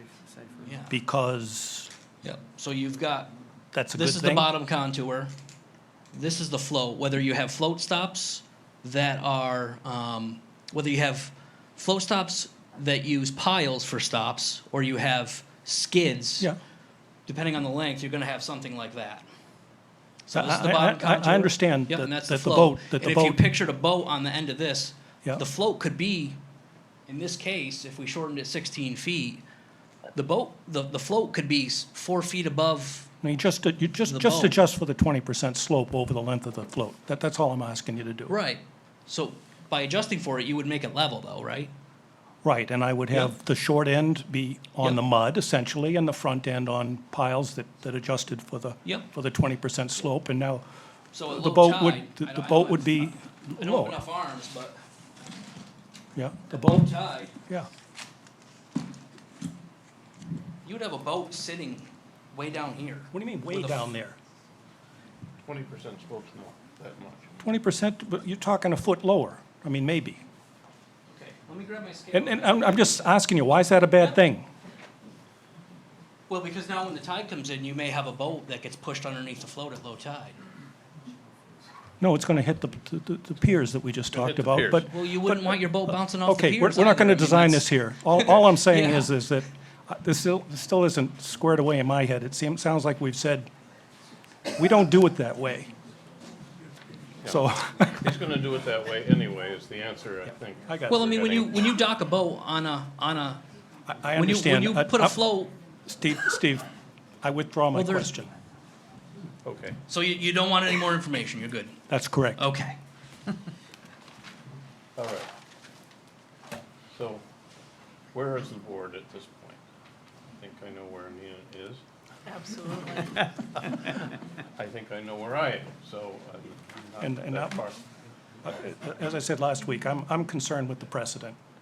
I'm concerned that the power that the board has, given by the land use ordinance, doesn't say we shall extend the length, it says we may. I think we need to take into account the public comment, the considerable public comment that says there is a concern for the current value, the scenic value of the area, and I think that I haven't been on the board when we gave a waiver of this nature, and I don't want to set that precedent. So that's where I am. I've been on a lot longer, I haven't either. So. So I think the answer is, at this point, that it sounds like we're not going to be approving this. I think there's opportunity here This still waiver. to make an adjustment in this application that would give you water access and not dragging the boat, your kayak over the But marsh. This is but- also the third submission of this particular. I understand, but change. we started, So- we started, It's not the third submission. Well, it's the third time they've He submitted modified. one application, and he's Modified it. revised it several Yes. times, but the application It's the same stands as it application, is you're right. right now, So, so. okay, I think we are at the point of either rejecting the application or sending it back to the drawing board. And Well, you can't send it back to the drawing board. The application needs to be voted on. yeah, And if you want to send it back to the drawing board, he has to submit a new application. yeah. So I think, are you comfortable with writing a finding of facts that says we're not going to do the, Yes. okay? Yeah, I think But I you can do need a that. vote. We need to vote, yeah, so, I didn't. Five. You don't. I'm not you don't voting vote. no. So, can we have a motion to, I'll make the motion to deny, second, all in right? I favor? mean, we're denying it, right? is that how it's done? Okay. I don't think we're there. So we need a finding of facts for next time that definitively says why we rejected it. And then it's- we'll vote on that. Yeah, I got Sorry it, I think. to Andres. Sorry, was the vote 4-2 to deny? It was I'm not voting no. Unanimous. 5-0. It's 5-0. There's just 5 There's voting. 5 of us. Okay. I'm not so- voting. Larry is Oh, not, Larry's not voting. I'm not Larry's voting. an associate member. I'm not voting. But I think we need to make sure we're clear on why we're denying it. Right.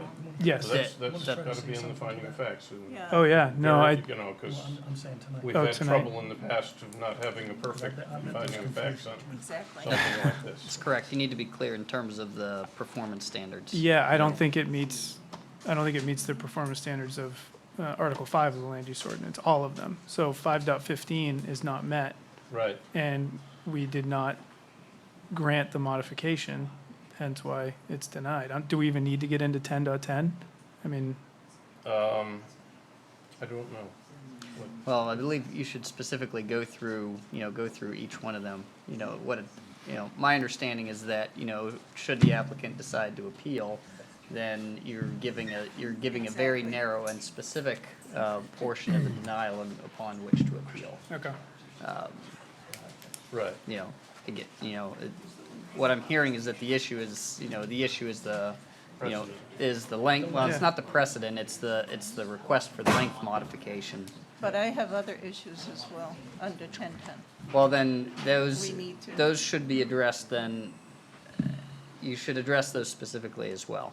Because ultimately, if something, it's my understanding, if it goes to appeal, then you would appeal the specific item that, that was the cause for the denial. And if you have multiple reasons, then those should be specifically outlined. Well, the question is whether the board would agree with me on other 1010 factors.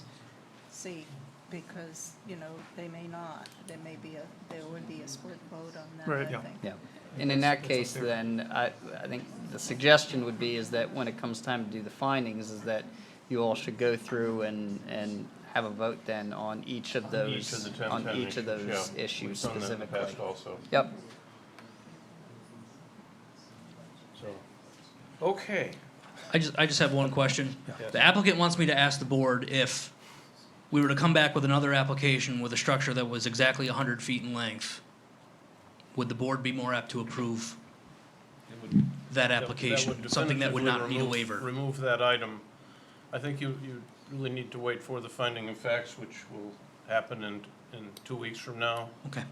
to take the It's hard to That- kind of give a speculative, all of the aspects Finding. that Sure. any given But- board member might have. So to- I think we can help the applicant a little more than that, though, can't we? no, and, yeah, I agree. I don't want to hold the board to a speculative finding as to whether we may or may not approve something that meets the land use ordinance. I can tell you that that is one of my major concerns with the dock. So I'll just leave Okay. I'll leave it at that. In the limit, the board's powers are, and charter is from the land use ordinance, right? And just because we don't like having a dock there, we're not able to deny on that basis. Right. So Right. we really are looking you to the look at- document and what it says, and then taking into account the sentiments of the people that have spoken. Well, if you look at 1010, guidelines for decisions A and B, okay? There are factors in there. Some of them won't be relevant, but some of them will. And so those would be the factors we'd be looking at. Okay. Ms. Young spoke eloquently earlier about the concern for the Growth Committee's view on preserving the Turbot's Creek area and all of that. Again, that's a visionary statement, and I think that comes down to a subjective interpretation of the 2 points that Nina's pointing you at there. Yeah. But it's much stronger if you go look at, hey, it's 16 feet over. How can we grant a waiver to something that has these other objections that we could argue about? So I think you'll have a split vote on some of the other issues, and we have in the past. Good. Thank you. Okay. Now, item 190601, Wallace Woods subdivision, Sebago Techniques, if Steve is still around. Yeah. This is a public hearing on the change of the subdivision, and this shouldn't take long for the folks that came for the other items. Just, Yeah, right? this will go quickly, he said. And you can read your FOF afterwards if you want. Okay, sure, yeah. Just tell me when I need to read, just, Yeah. yeah. Okay.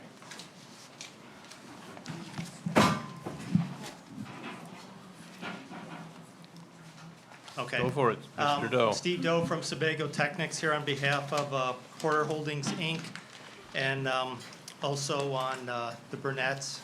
And this is, we're looking for a minor revision to the subdivision. There are 2 changes to it. The first one is to add some snow dump areas on it. Those are the areas shown in blue here, and that was coordinated with the Public Works Department on where they need to push snow. And then the second item is this area over here, which is we had some errors when we did the original interpretation for the Burnett property, so this is to correct the errors. And then we're gonna deed them some additional land so that they have a full acre of parcel land. I did submit a agent authorization from the Burnett's.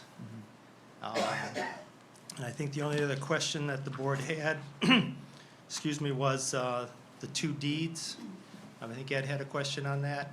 And my understanding is Virginia Reed had a portion of the original. If you actually read through hers, she had one half interest in the parcel land. So I'd have to get our survey if you need more definition, but both those deeds are referenced in the on the subdivision plan. I appreciate you looking at that. Thank you. Other than that, All right. I'm happy to answer any questions. So, any questions from the board? No? Okay. Any member of the public wish to be heard on this item? Okay. So I will Accept a motion? accept the motion on Or I'll move approval by myself. How's that? I'll move approval. Move to We it. have to close the public hearing. Oh, yeah, I have to close the public hearing. I'm sorry. Closing the public hearing. Did you move to accept? Move to accept this. I would second that. Okay, in favor? Okay, and Larry has already written a finding of facts, but since we got a lot of people here, we'll just move that to the end, read it to the end. Okay. I You do don't have mind Mylar, reading? a couple Mylars. Oh, Needs to be signed. Is it okay if we sign them at the end? Oh, okay, You can sign them and I can pick them up from Warner, okay. All right. Thank you. and then I can get it Do we recorded. have the special pen? We have the special pen. Okay. Oh, okay, We have the special pen. I better look. very good. Talk too soon. All right, next item is 190602, Kennebunk Marinas Sebago Techniques, of all people. Again, Steve Doe from Sebago Technics here on behalf of the Kennebunkport Marina. Also with me tonight is Sean Dumas. And we were here the last meeting. The board had quite a few questions on it. I've tried to address and clarify in my application letter a lot of the items the board had. I can go through the whole letter, or I can just focus on some of the changes. I'll kind of look for the board for direction on that. My thought was to go through item by item in my letter, or just focus on the major items. Yeah, well, as your case manager, what do you think? I'm happy to just focus on the changes. Yeah. Okay. If you wouldn't mind. So, I guess I'll hit, one of the items was boat washing. I know that was a question by the board. They are gonna do top washing of boats, Right. but not bottom washing in general. That is typically done at their other facilities.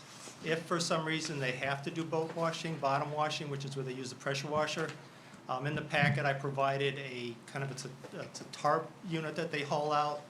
The boat is set on that, and then it's washed. That material, or that runoff is collected and filtered, and then disposed of accordingly. But generally, it's just top washing. That's usually done inside the building, but it may be occasions they'll do that outside.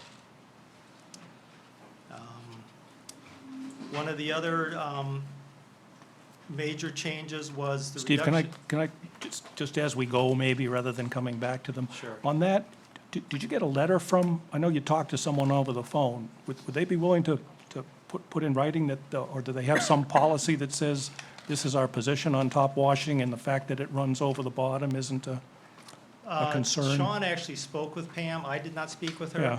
I assume we could probably get a letter from her or an email from her stating that. Email would be fine. Is it in the Brightworks? I thought the boat washing standard that you sent over, I thought I read, I may have missed it, but I thought I read something in there. They don't really regulate the I top think that's what washing. I read. Yeah, they don't regulate it. They don't so- regulate it because they say it's so inert, there's nothing coming off that they can actually determine as a detriment Right. or an environmental hazard, so they don't even regulate it. I just thought if you had somebody in a position of authority or Respond to that. I think to put that on record, I'd be more comfortable, that's all. we can try. Oh, if you would. Sean knows her, and we'll see if we can get a. Even an email would be You said it would be was de terrific, and- minimis, and if we what could her just position was. Get somebody from the state who says it's de minimis, that answers the Right. question.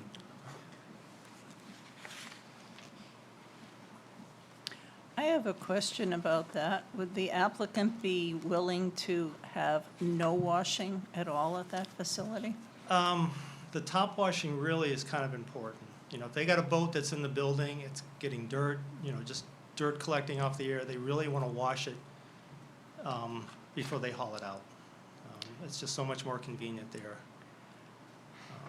Well, I know that you've provided collection and stormwater runoff facilities and so forth. I'm just concerned that it's so close to the wetlands.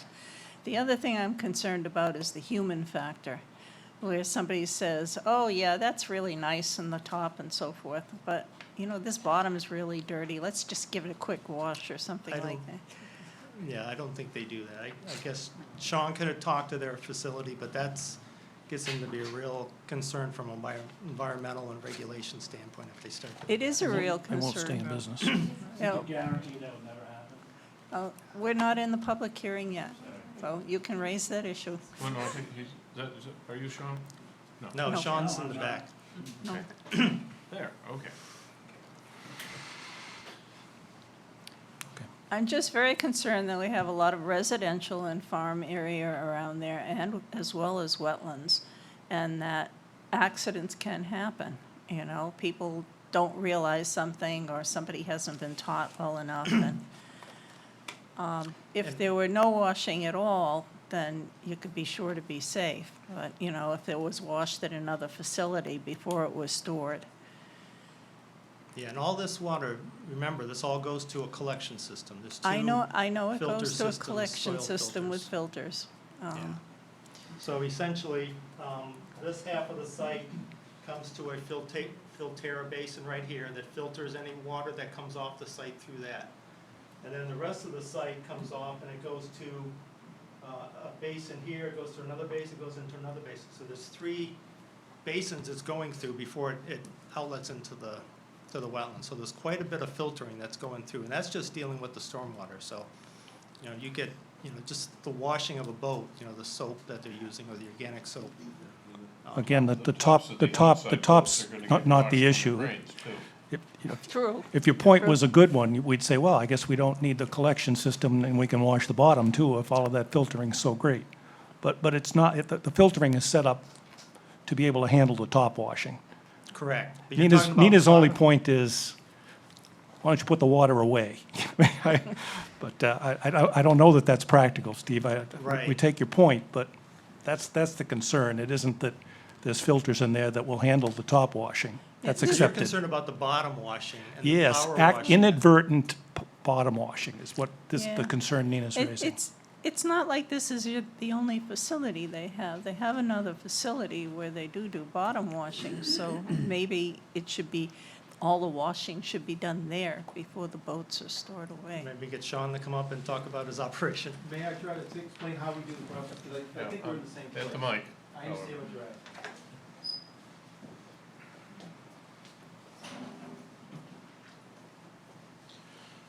Thank you. My name's Sean Dumas, Operations Manager at Kennebunkport Marina. All bottom washing currently, in our expectation in the foreseeable future, will continue to happen at Kennebunkport Marina. It's the easiest, you want to get it out, you want to wash it while it's wet. We've got everything set up there to do it. We've brought all that stuff into mobile equipment in case we ever have to have a situation where we have to do it. Also because the containment and things like that, the filter canisters and everything were unsightly for the hotel and the people across the street. They were some of our customers who were always asking, can you get this stuff so we could take it out of there and just bring it in during the bottom washing season in the fall. In the event something should happen, all of that containment equipment and everything is on a trailer now. It's being built currently right now to handle any what-ifs. And we were doing that anyway, just again as a courtesy to the neighborhood. So the bottom washing activity, the boats come out, they get washed at the marina. Top sides and bottom are all done at the marina. Then they go in the building. Our concern is, we've got now a clean boat, we put it in the building, but over 5 months, if it gets dusty, we're asked to wax that boat and there's dust on it, we can scratch the boat. So we would like to be able to take that boat outside, take a garden hose, rinse the stuff off, put it back in the building, let it dry, and wax the boat. That's the top side washing that we're asking for. The regulations and the fines are not worth the risk to me to be outdoors pressure washing. You're not gonna bottom wash algae and that stuff that's baked into bottom paint off a boat without a 3,000 PSI pressure washer roaring away and throwing stuff on the ground, which is gonna get everybody picking up the phone, as we can already see, asking questions. In the event we had to do that, Brightworks has laid out how it has to be done. We have that at containment equipment. It would be done in that manner. The effort to do that would probably outweigh me hauling the boat back to the other facility anyway. But you would ask specifically, Nina, in the what if. That's the what if. So we have a provision for the what if. The fines and the negativity of taking that chance to do one boat, it's not worth it to me. You don't envision storing a boat that has not been washed on the bottom already, is what I just heard you say. Is that correct? Correct. The smell in the building, it's not Can- what we do. can you give a hypothetical on how you would have to use this, we don't want to use procedure at the new facility? Under what condition would you have to wash the bottom of a boat? For example, I just had a customer's boat hit a rock a couple of weeks ago. We went down to Biddeford late at night, did an emergency haul, helped the fire department, got the boat, it's up in the building. Yeah. It's going through an insurance process. It didn't get cleaned before It it didn't got get hauled washed to you? before it came up. So I have a boat in a building, now the insurance company's taking that entire boat away, that won't get washed. But if that procedure Yeah. carried on and the thing came to fall and I had to deal with it, and it was up in Biddeford, I could then take out this containment product and deal with it that way. What we typically do in that situation in the past is we would just vacuum sand that boat in the building. I've never gone the other way. We've got vacuum containment systems right in the building, and we would just vacuum sand that contaminate off the boat and then repaint. Because you'd be pulling 5 boats outside, setting up temporary berm stuff, and then doing it. But Nina, you asked a good point, what if? We have the what if scenario on site, ready to deal with it. Logistically, it still wouldn't be the easiest, cheapest way. Is there another question about that? We pressure wash top sides, bottoms, and everything before they go in the building. So they go in clean. It's clean indoor storage. People in there are looking to get a coat of varnish. They don't want dust and things like that in it. That's the kind of facility we're trying to have. This isn't a boat works facility. This is I'm paying a lot of money. I want something clean. I want it nice. I want it heated. I don't want humidity in my boat all winter. Those things. Okay. You all set? Thank you. Thank you.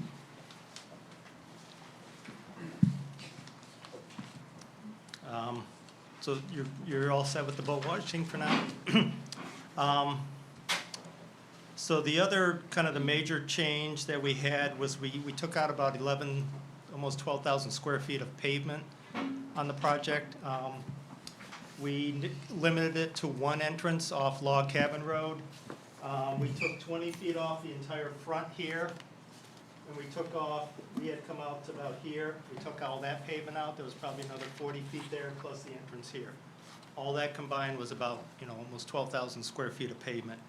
And by doing that, we were able to save it was a very large mature stand of trees. Essentially from here over, this is fairly mature trees, and especially right in here. So now we can save all this vegetation in the front.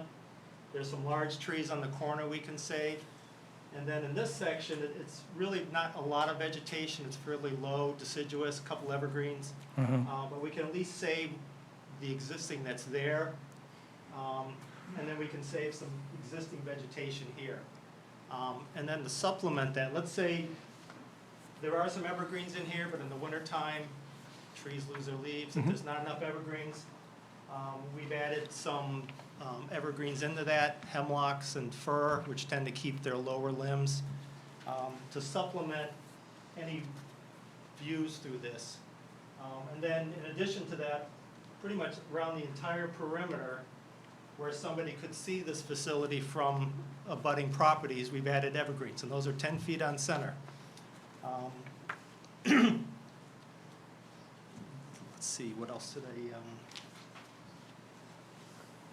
oh, and then another area right here, if you recall, this was all pavement straight up to the building. So we've taken out the pavement here and added evergreens here, so when you're the neighbor across the street looking up in there, you're not looking directly at the building. You now have an evergreen buffer, and then we got a shade tree in there as well to kind of help hide that building from view. We've also added, some along the side here, so when you're looking diagonally at it, again, you're screening that, and we're really narrowing up that view corridor into the site.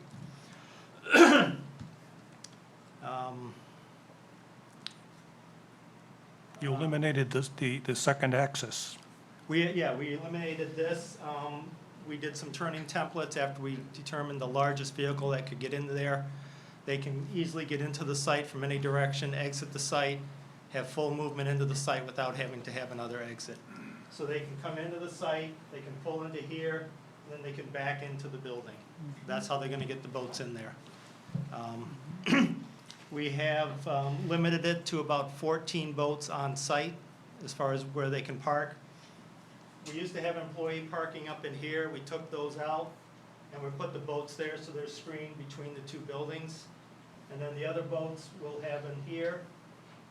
Again, so we got this evergreen buffer to screen those from view. Then the employees will have parking here and over here. On average, you may have 1 or 2 employees there, so realistically, they're probably not even gonna be parking there. Steve, sorry. I guess the last time we met, my understanding was the intent is to have everything indoors. So is that just when you're transporting the boats over, they're going to be parked for a short period of time outside, or? No, in general, all the boats, the purpose of this facility is to have indoor heated storage. They can get about 28 boats in the building. There may be a time when, and I'd let Sean talk more to it, that they may want to put some boats outside. And that would be the purpose of that. But generally, people want indoor heated storage.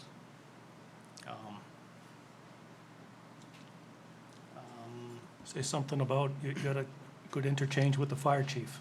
We did have a good discussion with the fire chief. If you recall, we had boats parked along the front of the building here. Yeah. And his concern is that if there's a fire in the building, how is he gonna fight the fire with boats parked in front of it? Granted, we had a 15-foot path between the roof and the boats, but if you got snow coming off in the wintertime, there wasn't adequate space for him. Yeah. So he recommended we move the boats. We did do that. He actually recommended we move the propane tank further away. We did that. So we have clear access here and here around the building for access for his fire equipment. And he was, I didn't see anything on the new drawings that talked about marking of the parking lot. And I know one of the things that the code speaks to, the ordinance speaks to is marking areas where you wouldn't allow, the fire lanes, if you will, Oh, and that. okay. Is that in the plans, or? we don't show that, but we can add, whether it's signs on the building, fire lane, no parking. I guess marking it on the lot doesn't help you much in the wintertime, does it? No, I Yeah. think we could put signs periodically along the Yeah, building. yeah. I mean, really, it's only their staff that's gonna be there, but Okay. still, that's a good point to. If the indoor parking, except for certain times, I assume when you've washed the top of the boat and it's ready to go out and so forth and so on, if the boats are planned to be indoors most of the time, and you've got fire lanes and everything, and you have specific parking areas, are you willing to have that limitation written into the application? The 14? Yes. Yes. Yes. That's 14 outside boats. 14. Yeah, he was clear. So it'll be 28 in the building. Okay. Because again, as Sean told me, this is not to be an outdoor storage facility. It's really indoor. And we're limited by the size of the building we can put on the property. So that's really what their clientele wants, is heated indoor space. May I ask just a couple of simple questions? Can you confirm, you did a major revision of the plan, but there weren't any changes to the application sheet itself? Correct. Is that, and that is correct? Good. That's All right, correct. just wanted to make sure there didn't have to be. I saw that the DEP request, I'm not sure what it was for, but it mentioned that, I think it was for the septic. There was no shower, and yet you're putting in an emergency shower. Is that a concern at all? No, That you're gonna get as a- far as the septic system itself, There's an application in here. No, now you're gonna call me on it, huh? Yeah, I had some questions on this too, yeah. On, Design basis for on wastewater. section 3, HEE Oh, the 200 septic septic design. Yeah. yeah, that's based on It says number of employees, no employees. shower. Yeah, Oh, it says on the application. It says on the system application, yes, the Okay. subservice, and I just wanted to give you a heads up, sort of Yeah, ask we'll you. need to correct that. Are you sure that's okay now Yeah. that you're putting in, I know it's only an emergency shower, but Right. let's be careful. you want to talk about this a little more? Because I had exactly the same question, and so could I just jump in for a minute on the Absolutely. septic? So I followed your calculation here. Uh-oh. I got it all figured out. I know where I'm stuck. Okay, maybe you can help me. So I looked at the main document, page 33 of the You're testing me. the subsurface wastewater disposal rules, okay? Now, I don't know if this is the latest version, okay, but anyway, I looked in, on page 33, it talks about the basis that you are reflecting on the chart here, which I appreciate. Anyway, here's the way it goes, as far as I can tell. So let me just pull up page 33 again. Hang on, almost there. So, so you start with number of employees, 25, and then the 12 gallons per day per person seems correct. So that gives you a hydraulic loading 300 gallons per day as the basic flow rate, okay? So then you go into the table and you figure out how big the tank has to be, and I think you have to multiply by 2.6 or something. Well, no, I'm sorry, the tank is for 300, but then it's the drain field that's the issue, right? So I'm looking at, on page 33, it says you take the hydraulic loading rate of 300 and you multiply it by 1.8, then you go into the table that tells you what the other multiplier is for the disposal soil type. And the 2.6, I guess it's okay, I mean, it's the lowest number. But the implication or the consequence of this is that the drain field, okay, one or two situations, either the drain field is undersized by a factor of 1.8, or the number of employees, 25, is too many, you have to divide that by 1.8. So it's either, so the implication, the way I'm reading this, is that the drain field that you're showing is adequate for 14 employees. That's it. And if you want to make it for 25 employees, then it needs to be 1,500 square feet instead of 800 square feet. Anyway, if you could just look at page 33 of this main document, you know, maybe you could clarify that. And of course, that implies that this page you've been showing here doesn't have all the requirements. You know, the 1.8 seems to be missing from, I mean, this is a very handy sheet, and it's really nice, but the 1.8 is not shown on here. Anyway, that was my You're first. talking like up here on, because I'm not a septic designer, but. Well, that's my first, you know, so You're talking about the sizing of the size of the drain field. All right. Okay. Either it needs to be 30 by 50, or then you need to derate the number of employees to 14. In fact, I'm not quite sure why you're going to have 25 people, We because, oversized it. yeah. We're only going to have 4 employees. Well, that's where I'm, see, so the It's easy kind of thing, an order of the easy solution then is to just say 14 employees instead of 25. Yeah, I'll check with our septic guy. Okay, so that's my first point. All right. Then my other point that Ed alluded to was the safety shower. Okay, now the safety showers I'm familiar with flow at like 20 gallons a minute for 15 minutes. Well, that's another 300 gallons. So that implies that if you're going to say you use a safety shower once a day, that, you know, then that's a big impact on the Well, they're not using the it drain only field. for emergencies. I know, Okay. but on the day that you used it, that's going to be a major overload of the septic system. So the thought that occurred to me is, if you want to do that, then you almost have to have a holding tank for, let's say you're only going to use it once. Well, remember, I know. It's emergency. Well, the number of employees, that 12 gallons per day. It's 300, yeah. Yeah, they're not going to be using that in this. Well, I know, but at some point, let's say there is an emergency, use the shower. It's going to overload your septic system. So that implies, All right. so that implies that you need a holding tank for that volume, which is not so big, and be like 3 feet by 3 feet by 4 feet. That would take 300 gallons. That would be generated by 15-minute flow at 20 gallons per minute. I'm just saying the impact of the safety shower is kind of a spike type of situation, but it could affect your planning for the septic and how to discharge that wastewater. That's all I'm saying. Okay. I'll look. Maybe you should just go to the design parking lot, huh? basis, the design basis for the safety Maybe you shower. should just go to the parking lot. The design basis for the safety shower, I think, needs to be a little more clear. Because there's various other things, right? I mean, there's eye washes, which is much less. But then the whole safety shower is a bunch of water. Okay. So that's my 2 issues. All right. Thank you. I just had maybe 1 or 2 other small points. Just, Okay. Confirm, is it day shift only? Is that what we're talking Yes, about? 8 to 5. Okay, even during hauling season and, Yes. all right, 8 to 5. something I Yeah. read. Thing I mentioned before is if we got a hurricane haul or something like that, and where the parking lot of Marinas full. But that would I'd like be- to be able to run up there and put some boats down. Obviously. Get more out of the water. Yeah, but Just this, fair and honest. right, I'm sure the abutters will be interested, though, in asking that question, that this is an 8 to 5 operation. But they said 8 to 4. We knock off at 4. Says 8 to 4. I missed it, so. Okay.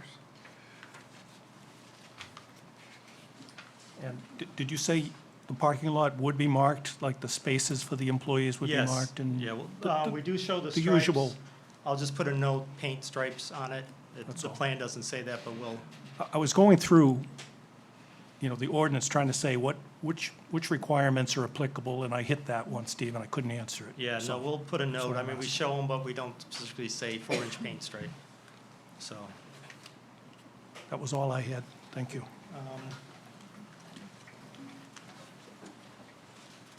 I'll just keep going then. There was a, we were informed by Werner about a possible cemetery on the property. And so we got Werner had forwarded to me, it was a document from the Cemetery Commission, or a committee. I've since spoken with Ruth on that. And I also spoke with Mr. Hunt. I believe he lives across the street or in the area, and his wife had resided in the house on the property and apparently had some recollection of where the cemetery was. The document, I don't know if you've read any of that, but it Yep. appears to be 320 feet up this road, so we're estimating it's probably in this location. We did walk the site, actually, when we did the survey. We never found any evidence. I went back out there, found no evidence of it. There's actually some dump sites in that location, old tin cans and railroad ties and stuff dumped kind of along the road, and then there's some dump sites in the woods. But we didn't find any evidence of a cemetery. But we did do some research. The document that was provided had several deeds in it. It was called the Juliet Williams Cemetery. And we went through all the deeds dating back to the original person, James Freeman. And the first time the reference of a cemetery comes into when Juliet Williams purchased the property. She owned it for about 10 years. And when she sold the land to Lizzie Eldridge, she added a sentence into the deed, which basically said, accepting therein from our family burial lot near the Fairfield Road.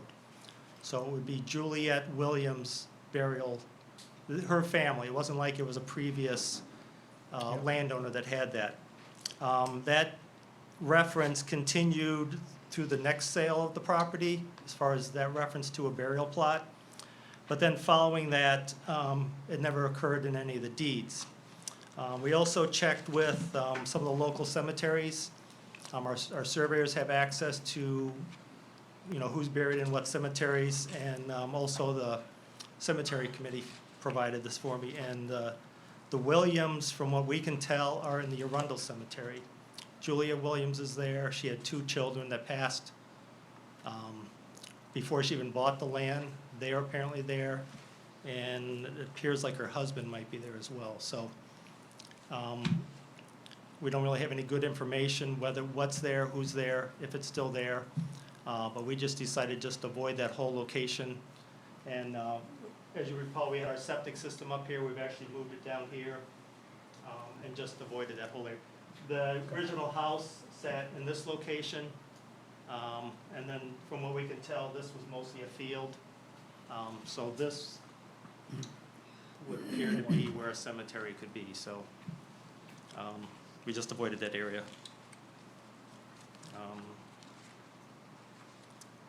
Let's just see if there was anything else I wanted to touch base on. You had some reference in there that said possibly the stones were moved to Arundel? Is that, that's just hearsay? That's kind of hearsay, yeah. Again, we didn't know who was buried there. We assumed it would have been Juliet Williams' family, whether it was her children. But again, we can't find any evidence of it. And I know the current owner had some title research done, and they kind of confirmed there was no cemetery, but I don't know what they went through to do that.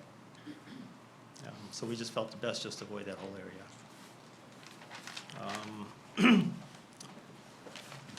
I think, unless you have other questions. Would you speak to the traffic report? for Yes. us, Street? So we had our traffic engineer take a look at this. He provided a memorandum. The first thing he talks about was trip generation. This is a very low-use facility. As Sean mentioned at the last meeting, they can take out about 3 boats in a tide period. So it's not like 3 boats are gonna be coming in here at once. One boat will be coming, there'll be a delay, another boat may be coming, maybe a delay. And they may not even bring it to this location. One may come here, the other one may go to Biddeford. It's very sporadic throughout the 8 to 4 period that they'd be bringing these in. And it'll be just one truck, whether it's a pickup truck type vehicle coming in or a larger, not quite a tractor trailer, but it is a larger truck that could be bringing a larger boat. That'd be if somebody they'd hire. There's no impact on what they call peak hour for trips from this facility. Turning movements are in and out. They provided some turning movements in the packet of how trucks get in and out of the facility. There's adequate room for that. Sight distance is good in both directions, so there was no concerns with traffic. We did have to apply for a Maine DOT permit because this is a state highway, and they're reviewing that. They were reviewing this week, and hopefully we'll have that by the end of the week, if not the first of next week.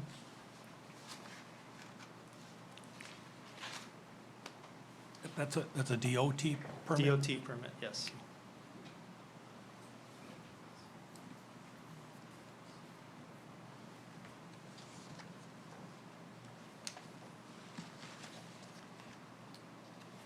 Okay, anything else from the board? Steve, are you still waiting for the stormwater permit too? Yes. That's still Yes. open? Okay. Yeah, we did have to send them a revised drawing since we did reduce the pavement. So they're still reviewing that. So will you be revising the subsurface wastewater disposal application to reflect the shower? Yeah, I'll have our septic guy take a look at that and see what impact that would have. Thank you. Absolutely. Okay. So, Should we move? I guess I can This open up. is- Hmm? Did we already say this is complete last time? Yes. Yeah, Yes, we we did. did. Public hearing tonight? Yeah, so I'm going to open the public hearing at this point.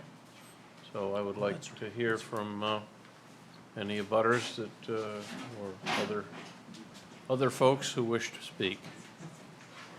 So, identify yourself. Yep. Hi, good evening. I'm Megan Lovejoy, and I live at 95 Log Cabin Road, which is directly next door to this property, so right on the other side of the wetlands.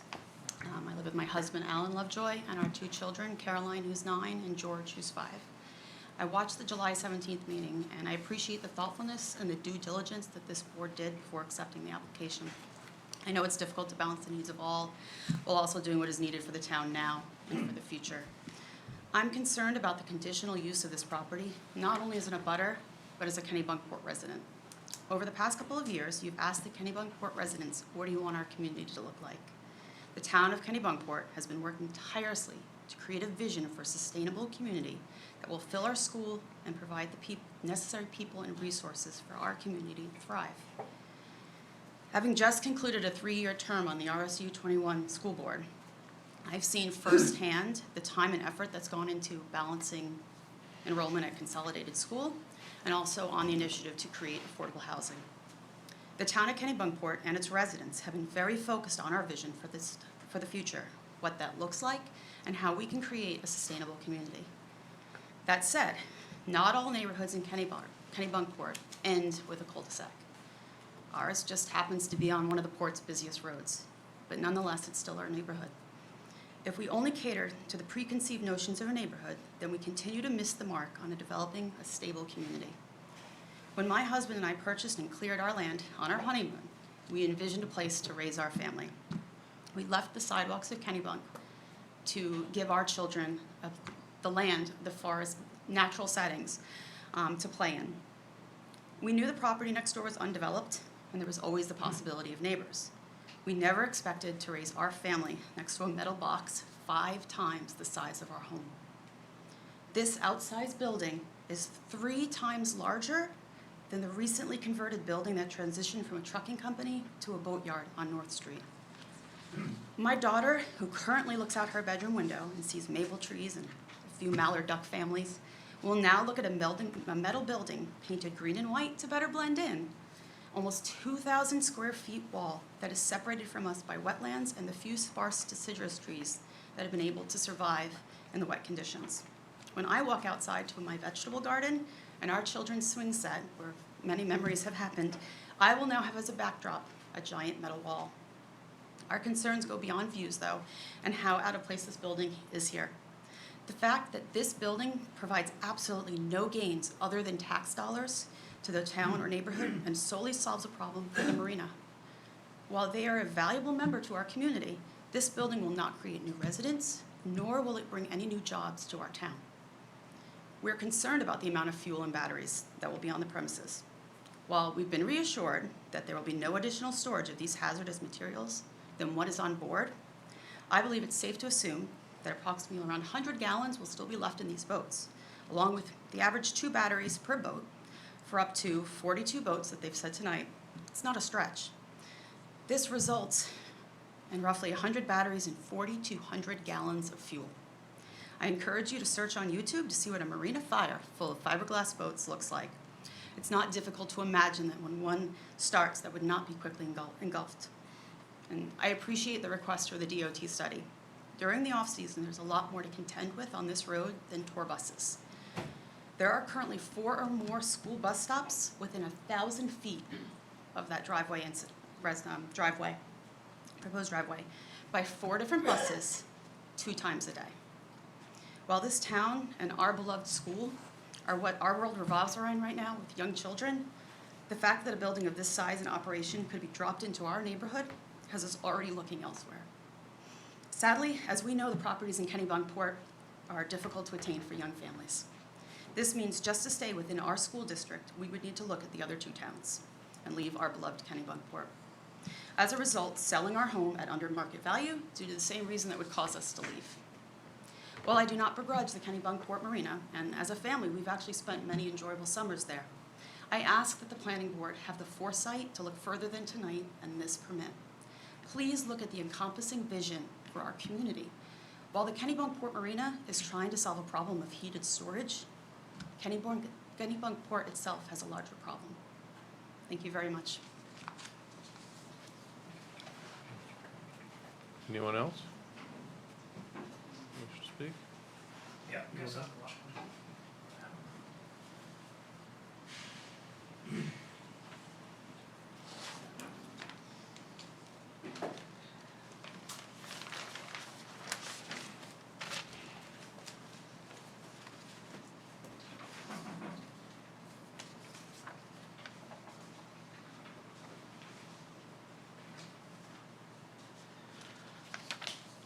Well, this whole thing, I'm Matt Wyman, by the way, 90 Log Cabin Road.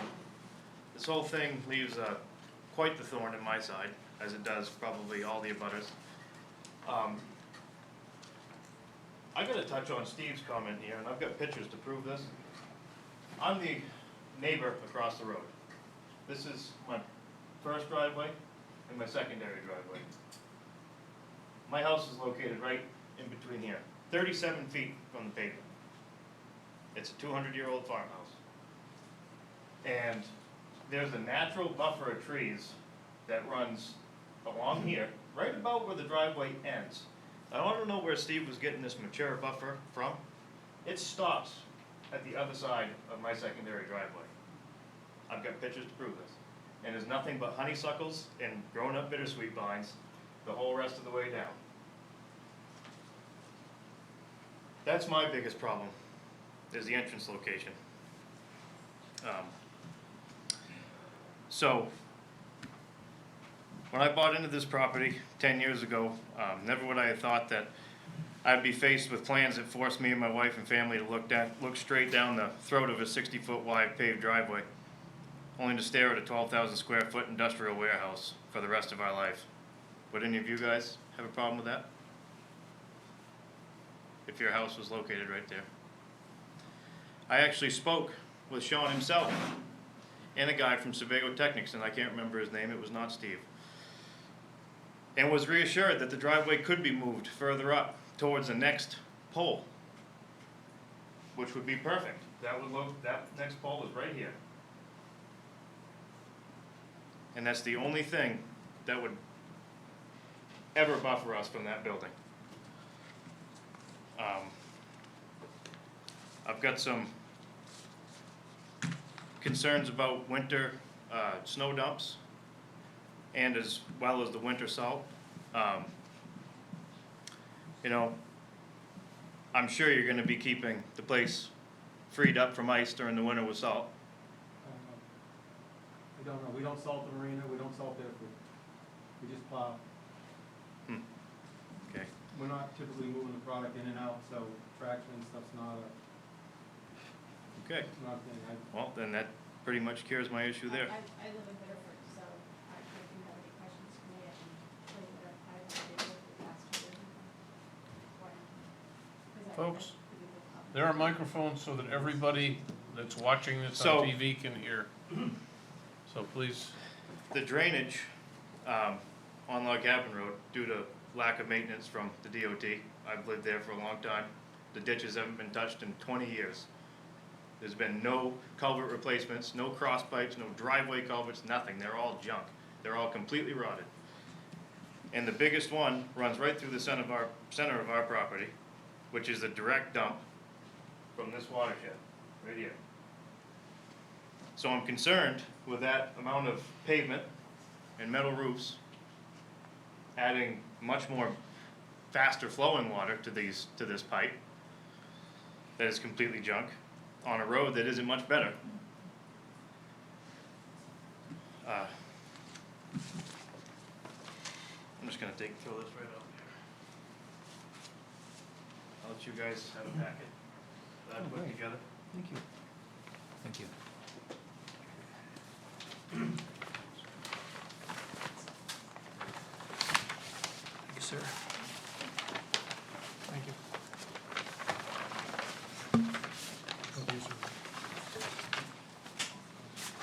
I want you guys to see what I'm looking at. So you guys can both have one.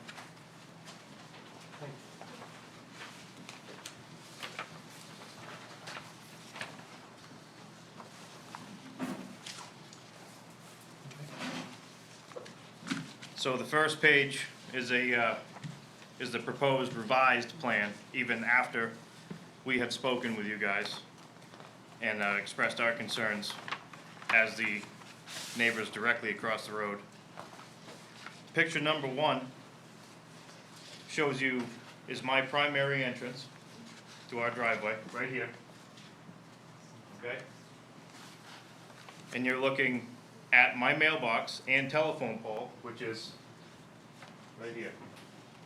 Matt, which picture are we supposed to be looking at? Picture number 1, the first Okay, one. I was looking at the first page, I'm sorry. Picture number 1. Got it. Sorry, I put that, They're not numbered, that's all. no, sorry. I threw this together. No, that's fine. We're all busy. Just bear with us. Right here, Got it. okay?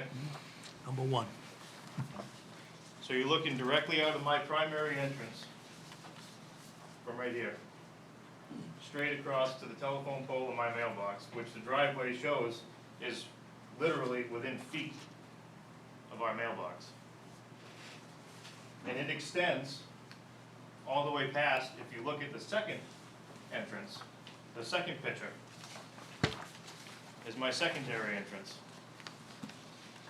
That driveway extends well beyond that second entrance. This one? That's that one, yeah. And as you can see in the background, is that mature buffer of trees that I'm looking at. okay? And there's that same pole over the house where the driveway starts. Yeah. All right?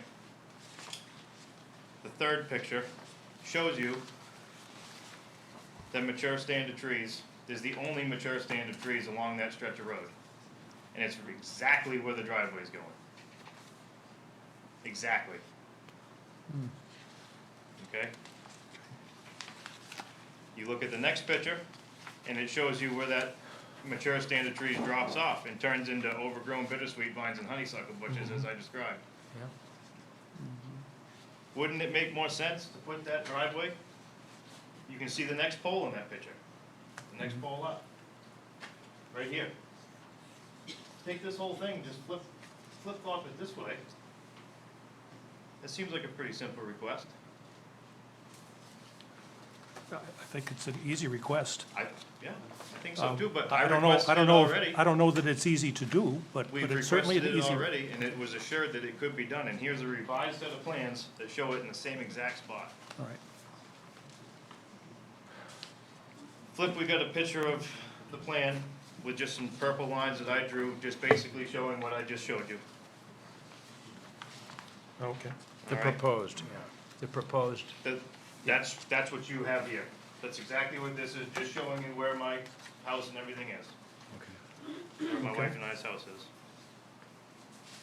Flip again. Here is a view from standing directly in the center of that proposed entrance, looking straight across the road. My living room, my bedrooms, kitchen, looking straight into the throat of this entrance. And I don't know what this is supposed to do, this little bump here. You draw any straight line from our yard and window, and you're looking straight into that place.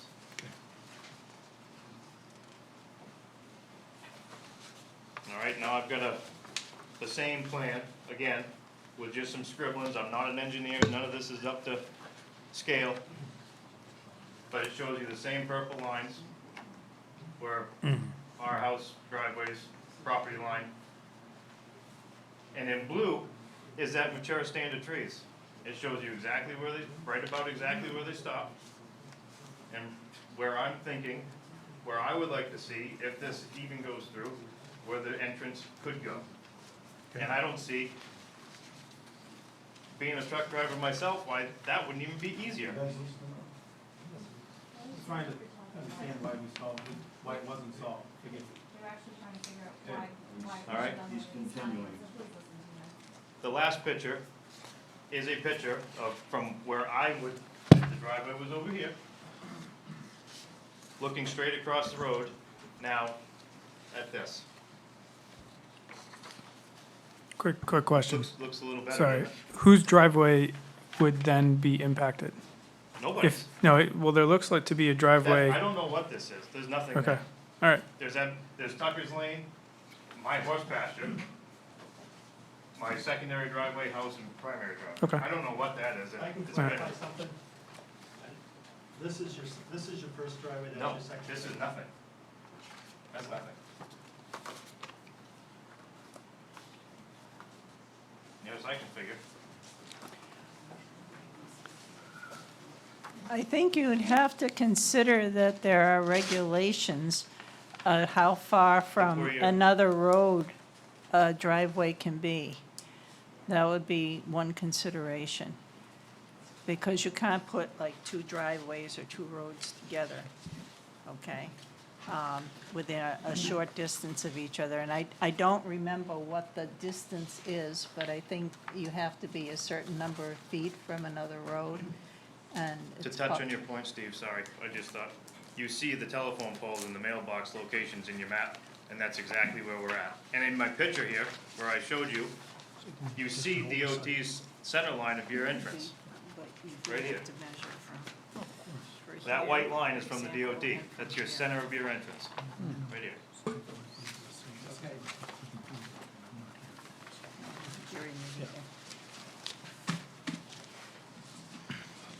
So that's my biggest point.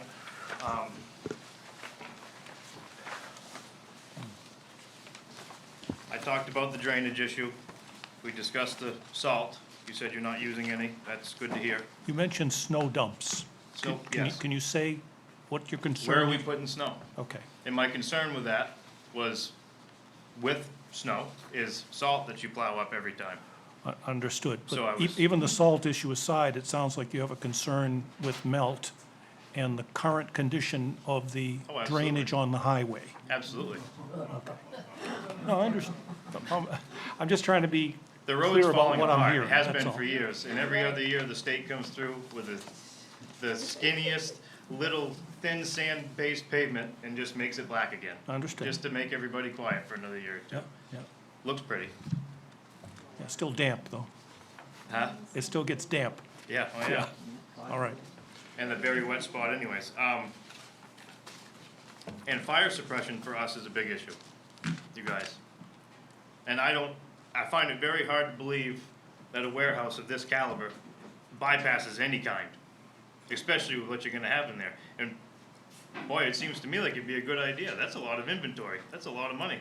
Insurance, a sprinkler system that could stop everybody's boat from burning up. 27 in the building, large fiberglass boats, gasoline, diesel fuel, whatever it is, not to mention the batteries, and possible propane lines for your heating system, once that all gets going. Just seems silly to me. You know, we've got animals, we've got horses that are hard to load on, well, one of them in particular is hard to load on a trailer on a good day when the sun's shining. Forget about a stressful situation. Matt, did you get an opportunity to see the letter that the fire chief sent after his discussion and review of the facility? I haven't seen any fire chief let her know. Okay. Certainly can make that available.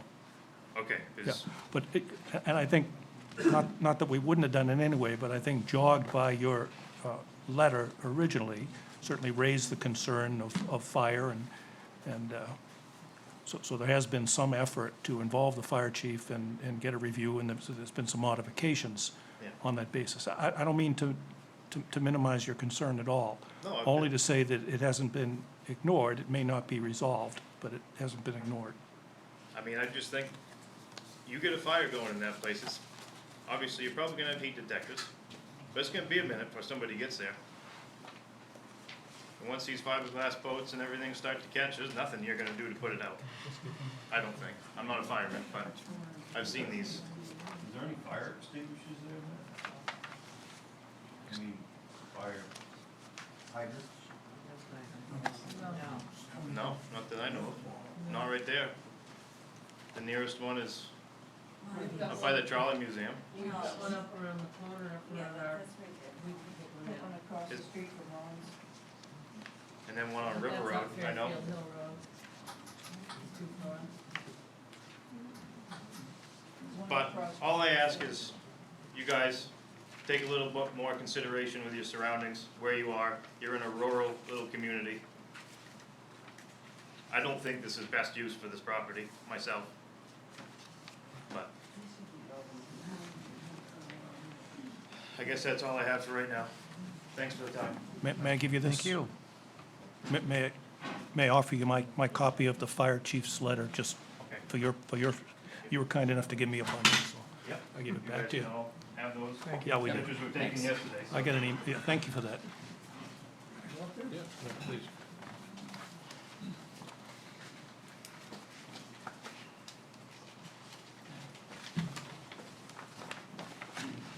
My name is Phil Nystrom. I'm at 84 Log Cabin Road in Arundel. This is my driveway here. This is Tucker's Lane, and all of this property in here belongs to me.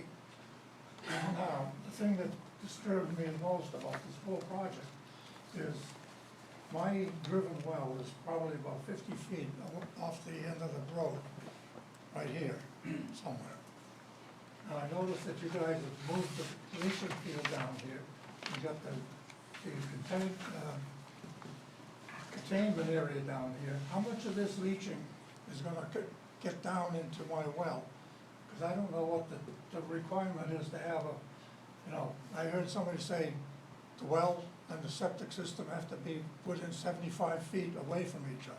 Right. I don't know if that's still holding true or ever was true. Yeah, But my leach field is on the other side of my house. your typical setback requirement is 100 feet. 100 feet? Yep. Well, this leach field here and all of this containment is pretty damn close to my well, and I'll bet you it isn't 100 feet. And there's my neighbor over here, he's got the same problem. His well is, you know, his property is over here, and his well is, you know, almost parallel to mine. So what has anybody done about taking this into consideration? I mentioned it at the last meeting to these gentlemen as they were going out the door, and they said, oh yeah, well, we'll take that in consideration. I haven't heard a damn thing about it tonight, except that we've taken the leach field from over here, where it wasn't bothering me. The only thing I was worried about was this containment area. Now we've got a leach field and a containment area. So, So you'd like the setback from the leach field to your well to be verified to be at least 100 feet? if that's what the requirement is, yes, I would. Thank you. That's all I have to say. That's what my concern with. I'm sorry, let me just clarify, it's not just your well, you think there's a second well? No, it's Okay. my neighbor. All right, thank you. Thank you. I guess, I'll get you. Don't worry. I didn't come with the size. My name is William Anglin. I live at 84 Log Cabin Road. 8 Log, see now. It's good. It's good my wife came. Maybe. It's been a long day. You look good. I have some real concerns, point blank, okay? We moved here in 1991. I'm a retired police chief, okay, from Massachusetts, okay? I'm a little bit familiar with some of this stuff, and I've seen some fires that you people don't ever want to see. So I understand, I worked at a big university, I had a big police force, so I've seen some stuff. This is not the best use of the land I've been looking at for the last 20 years of my life. It's, and to be honest with you, my well is opposite Phil's well. And if you look right now, the way things are, every single day, I just watch the guys go up the street, the grass flies everywhere. Nobody does any enforcement. That includes Kennebunkport, and that includes the sheriff's department. I'll start calling the troopers down, and the troopers will do some enforcement. But I'll tell you, this is a racetrack here. You have no, if you people probably know this. I watch cars go by me at 75, 80 miles an hour. I have pulled people out of the woods with their cars on fire. And they're hurt. And then the port cops show up. They don't want to do anything. Then the sheriff shows up and he finally does something. My question is, I understand this is going to be a real light situation. We're going to come, few here, few there. But my question is, how much lighting are you going to have here? You're going to have a burglar alarm here? I know it's not going to be a local. It's going to go to the police station. But it's just not the best use of land here. You have nice trees, nice places. You have a nice little farm next to here, and that's probably why they don't want to get onto Fairfield Ave. But I'm also concerned with what I heard, that he doesn't want to go up onto Route 1 because he doesn't like the DOT guys. Now, I heard that. Maybe it's true, maybe it's false. I don't care. All I'm saying is it's a racetrack, and then you add the school buses. You have to see in the afternoon when the school buses are there. And then you got all the trucks coming and going and coming and going and coming and going. The traffic has tripled there. He'll tell you that. It's just crazy. I don't want to sell my house. I bought my house here, and I wanted to die here, and I'm going to die here. But I'm going to be looking at that monstrosity over there all day long. That's going to include, you got a boatyard down here. I don't need a microphone. There's a boatyard down here. There's a boatyard up near the port. there's gonna be a boatyard here. Excuse me, you need a microphone for the folks that are watching at home, so that's the okay, dilemma. whatever. Yeah, I know. But you're gonna have 4 boatyards within 3 miles on Log Cabin Road. I mean, how many more boat ramps do we need? I mean, I understand that there's people here would have money and like their boats. I get that. But how many more do we need? I mean, they're selling boats down at the end of the street now from us. Okay? Now he's going to have boats, and I'm not saying he's selling boats, so I understand what he's doing. But my big concern is like his big concern. If it gets cooking, this fire station here is not manned.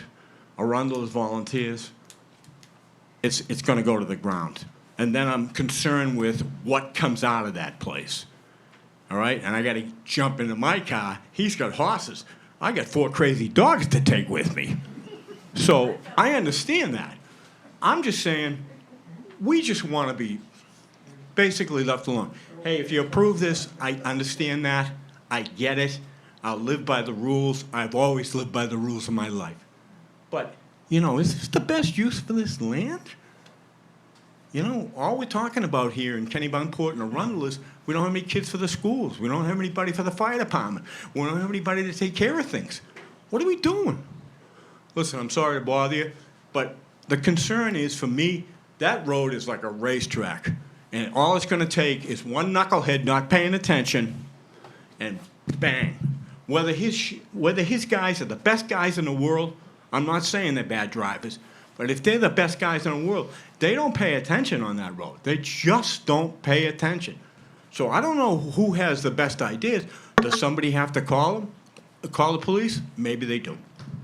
I don't want to keep going and keep talking because my wife will tell me to shut up in a minute anyway. Thank you very much. Thank you. Thank you. Thank you. Lady in the back.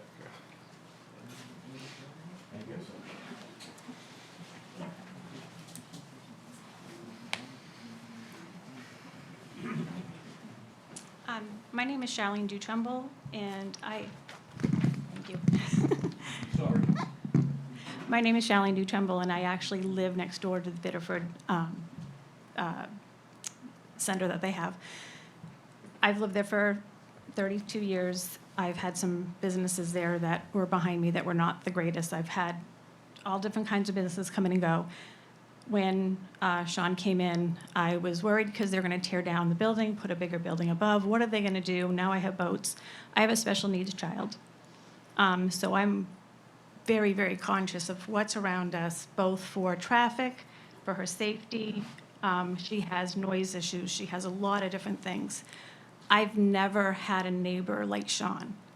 He has been right from the beginning. What do you need? I have an issue with something. Okay, and your problem? What they were actually discussing was, we thought we took care of that. So maybe Sean was like, I thought that was, so that's what their discussion was. The next thing with Sean is what I found, let's take care of that. They're putting a fence behind our house. Mike, the owner, had Sean come over and verify with us we're okay with that fence because we're the ones that have to look at it. They don't use salt. They have been,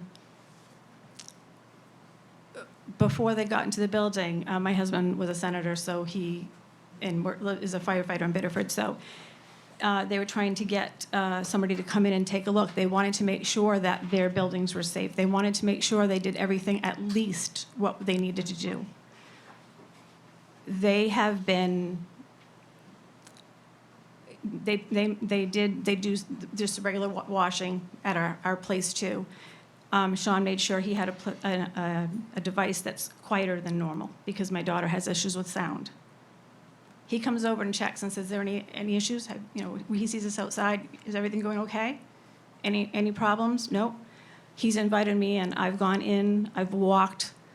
He's shown me what he does. He showed me how they clean the boats, how they do the different boats. They had an incident with a storm coming in. He let us know, hey, we're going to be coming in here a little later. Is everything okay? Want to make sure your daughter's all set. Any problems? he's just goes above and beyond any business I've ever seen who's worked with us on Route 1. Their employees wave, "Hi, how you doing?" If our daughter's outside, "Oh, okay, she's out she's a runner," and they know that. They're extra cautious when they're out there with any type of equipment. Where is she? I can't say enough good about Sean. I'm not related to Sean. I don't own the business, nothing else. I'm just letting you know what I have seen in the last 2 years compared to 5 different businesses that were in there. Thank you. And I'd go Sean. Thank you. You wanted to speak? Yeah. I can bring them, we can bring a mic over, or. Okay. She needs the exercise.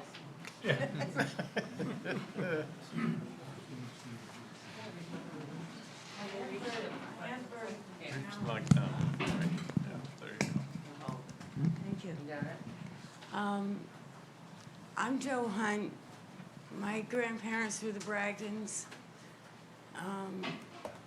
I'm probably one of the few people in this room that came home the day from the hospital to the house I'm living in, and the only difference between the wallpaper in my bedroom is it's grown-up paper now, and I don't have bunk beds.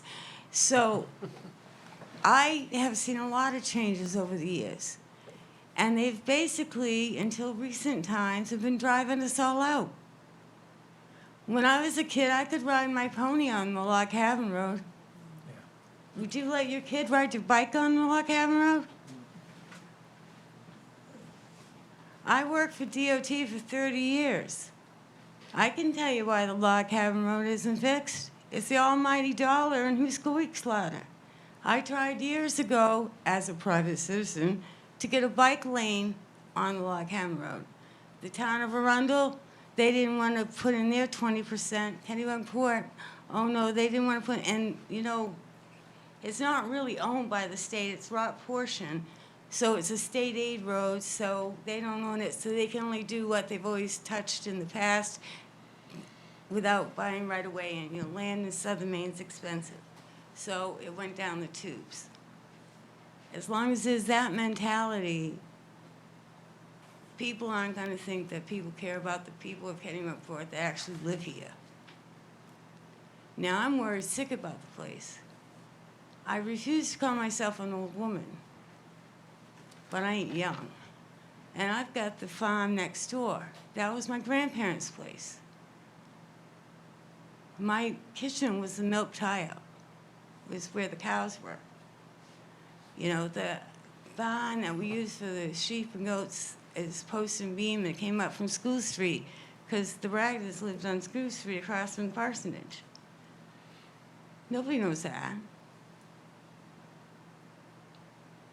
So what you're doing is taking the one section that the wildlife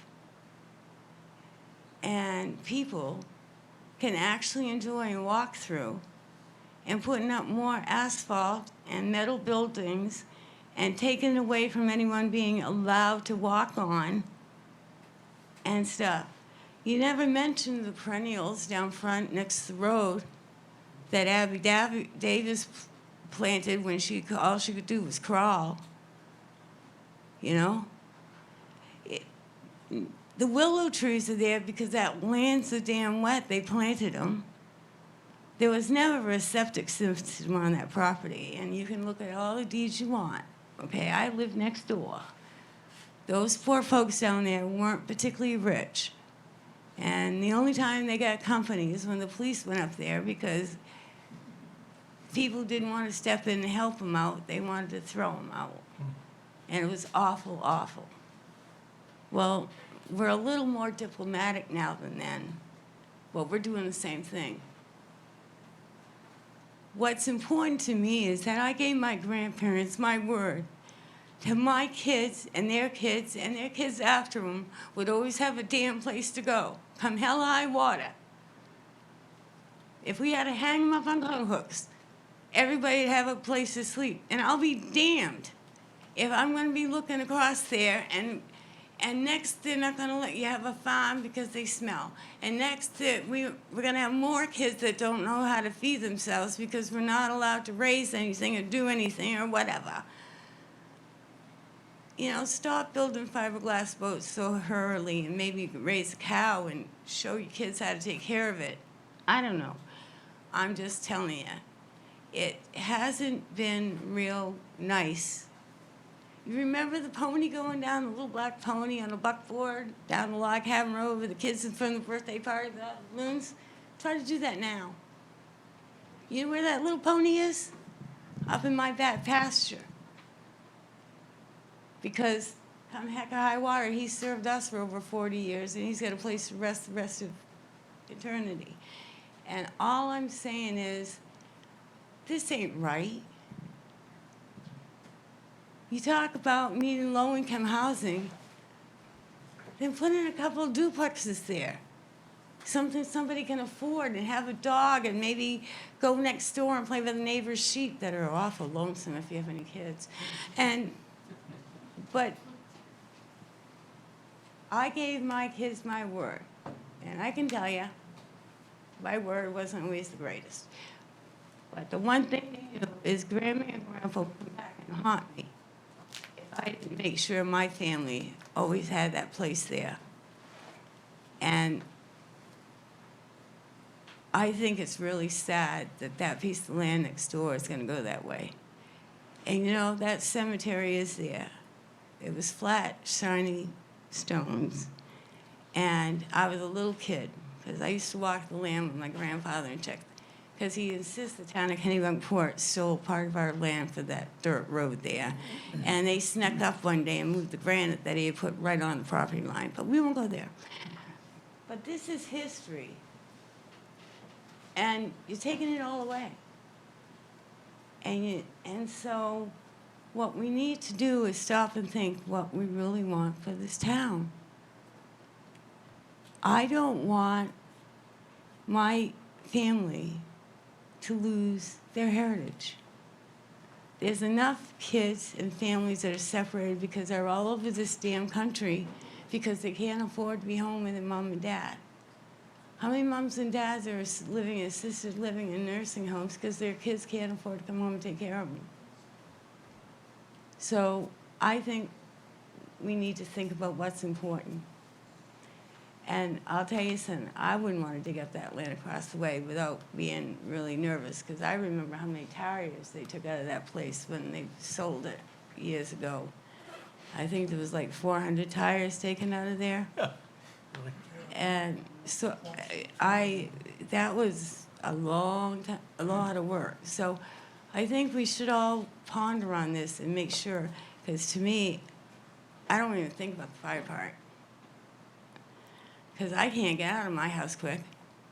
And I got a barn full of geriatric animals, hence it's called Geriatric Farm. If you get something that's old and tired and you can't get around, good, send it to my house. And how do you get a bearded dragon out of the house in a fire? I don't know. But I'm worried. So thank you for letting me ramble on. I don't see grown-ups much or get out much. So it's been fun. But thank you very much. Thank you. Thank you.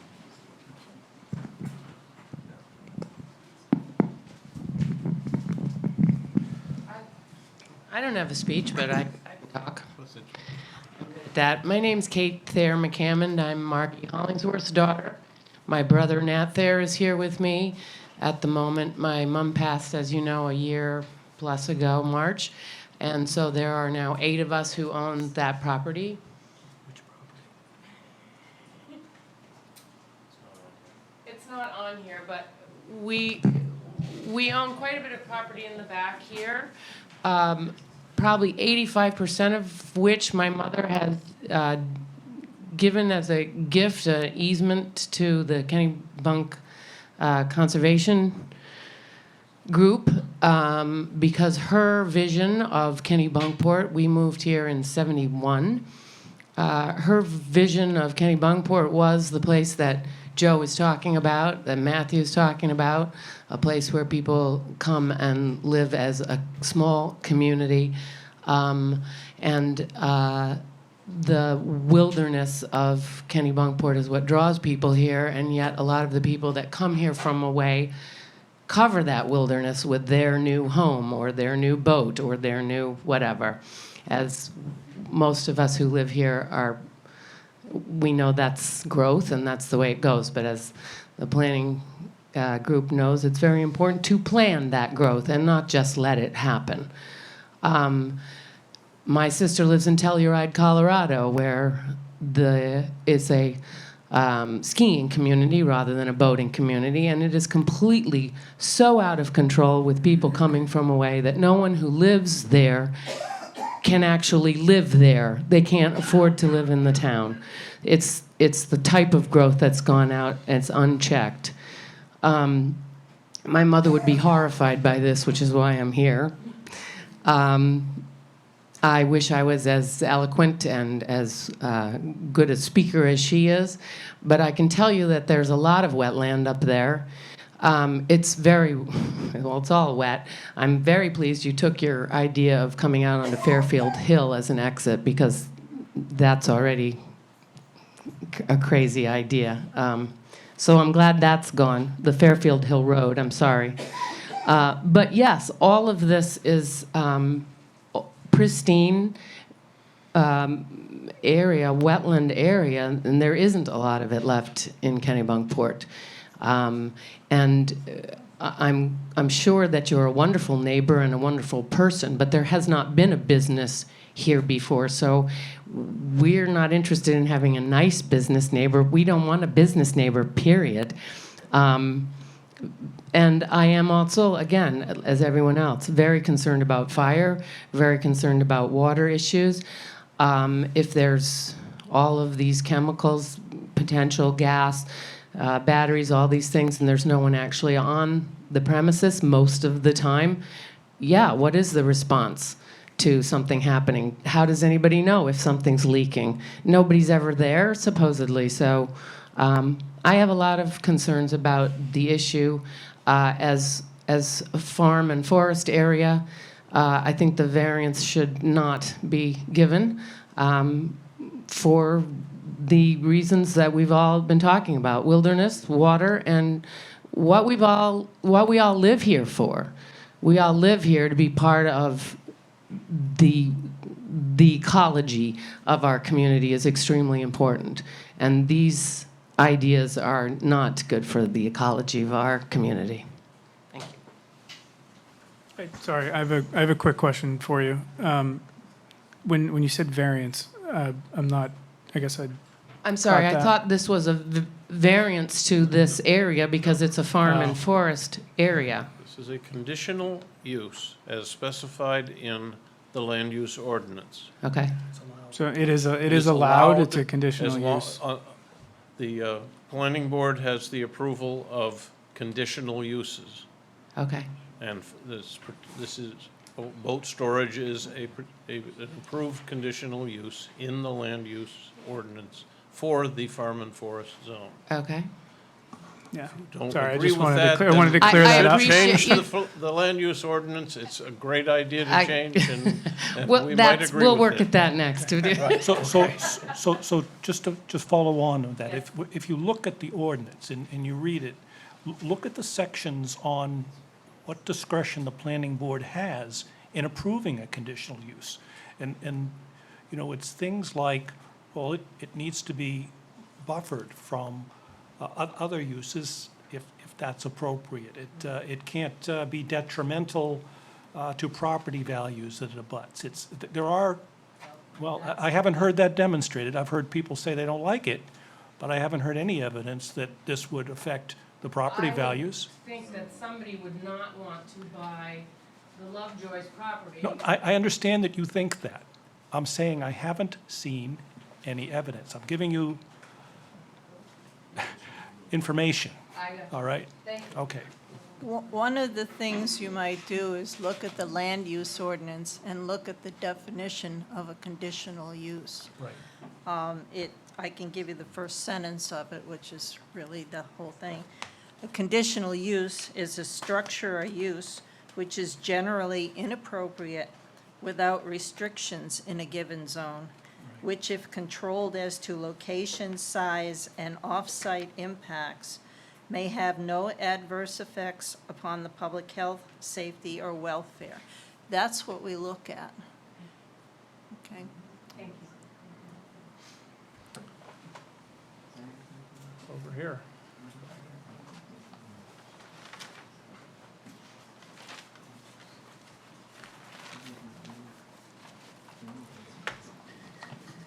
My name is Jack Hunt. I'm married to an abutter and lived there for about 23 years. Live right over here. And I want to talk about the cemetery, because all these other folks I agree with, but they've said it better than I could, so I'll just take it that I agree with them. The Williams Cemetery is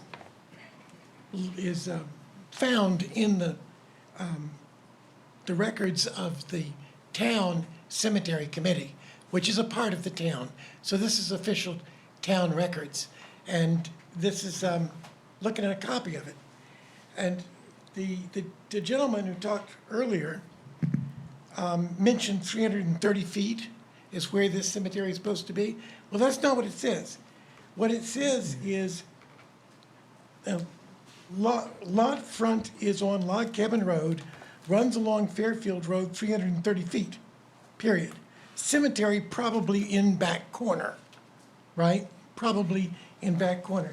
And so he goes up 330 feet, and he goes to the back corner, and it's not, gee, this project is not impacted. But that's what it says, is probably. It doesn't say that it is there. It does say that there is a cemetery back there. So we gotta take that as established. My wife says she saw some of the gravestones when she was a little girl. So there is a cemetery there. Question is, where is it? State law says that if anybody is going to construct where a cemetery is, that the excavator or the person who owns the land shall also arrange at that person's expense for appropriate investigation to determine the existence and location of graves. Now, I don't think walking back 330 feet and saying, now I'm at the corner, and looking below and behold, there's no cemetery.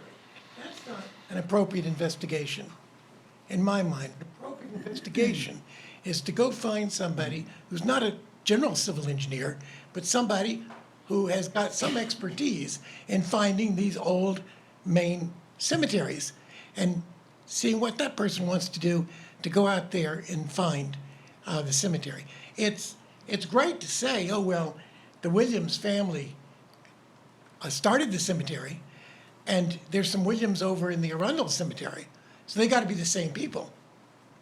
Well, I just don't see it as an appropriate investigation to find out where these folks are buried.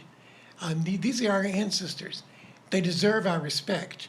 And I'm just, for my part, I don't want to see whoever's digging the foundation for this to dig up some human bones with their backhoe. And so I'm going to suggest that this project should be put on hold until we can establish where the Williams Cemetery is, and then they can do whatever the law says about it if they want to take the expense of finding the heirs to Williams and digging these people up and reburying them or whatever. But just explaining it away by saying, gee, we can't find it. Well, there's a lot of debris there. There's like 20 years of puckerbush in that area. And so the stones that my wife saw when she was a little girl are probably buried in a few inches. And you go find the right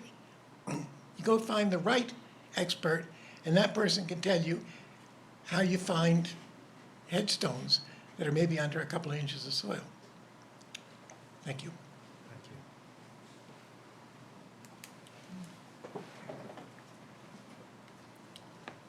Just for curiosity, what are the setbacks if there is a cemetery?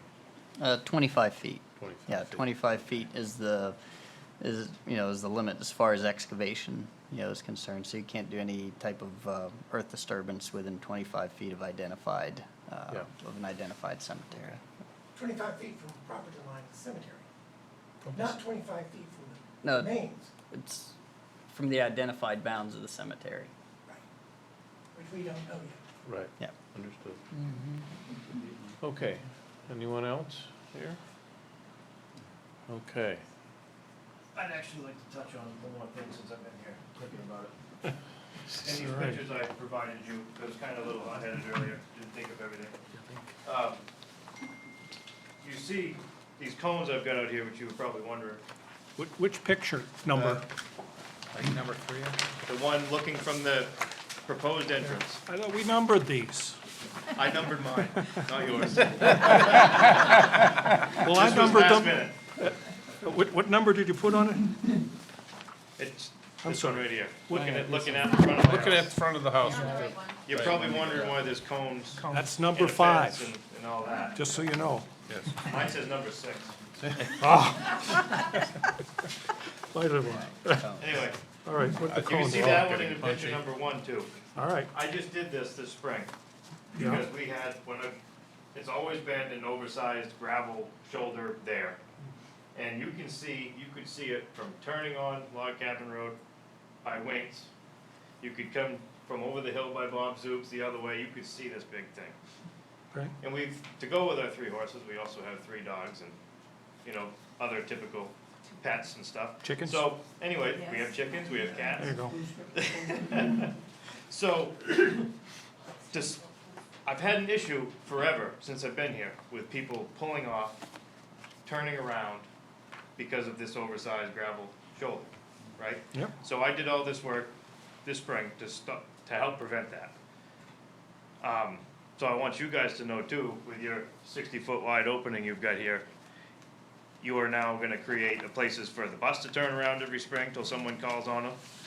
You're gonna place for people to pull off, turn around, and that's exactly another reason why I don't want that there.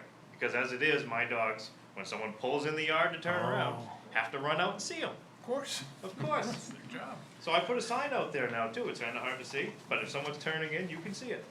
But to And I've slowed it down tremendously. To clarify, though, this would be addressed if the opening was not directly across from you.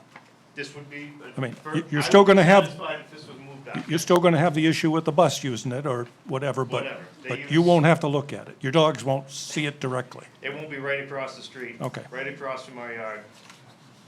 Tempting for animals to run out. But, and to touch on Bill's point, it's a racetrack. It's a driveway.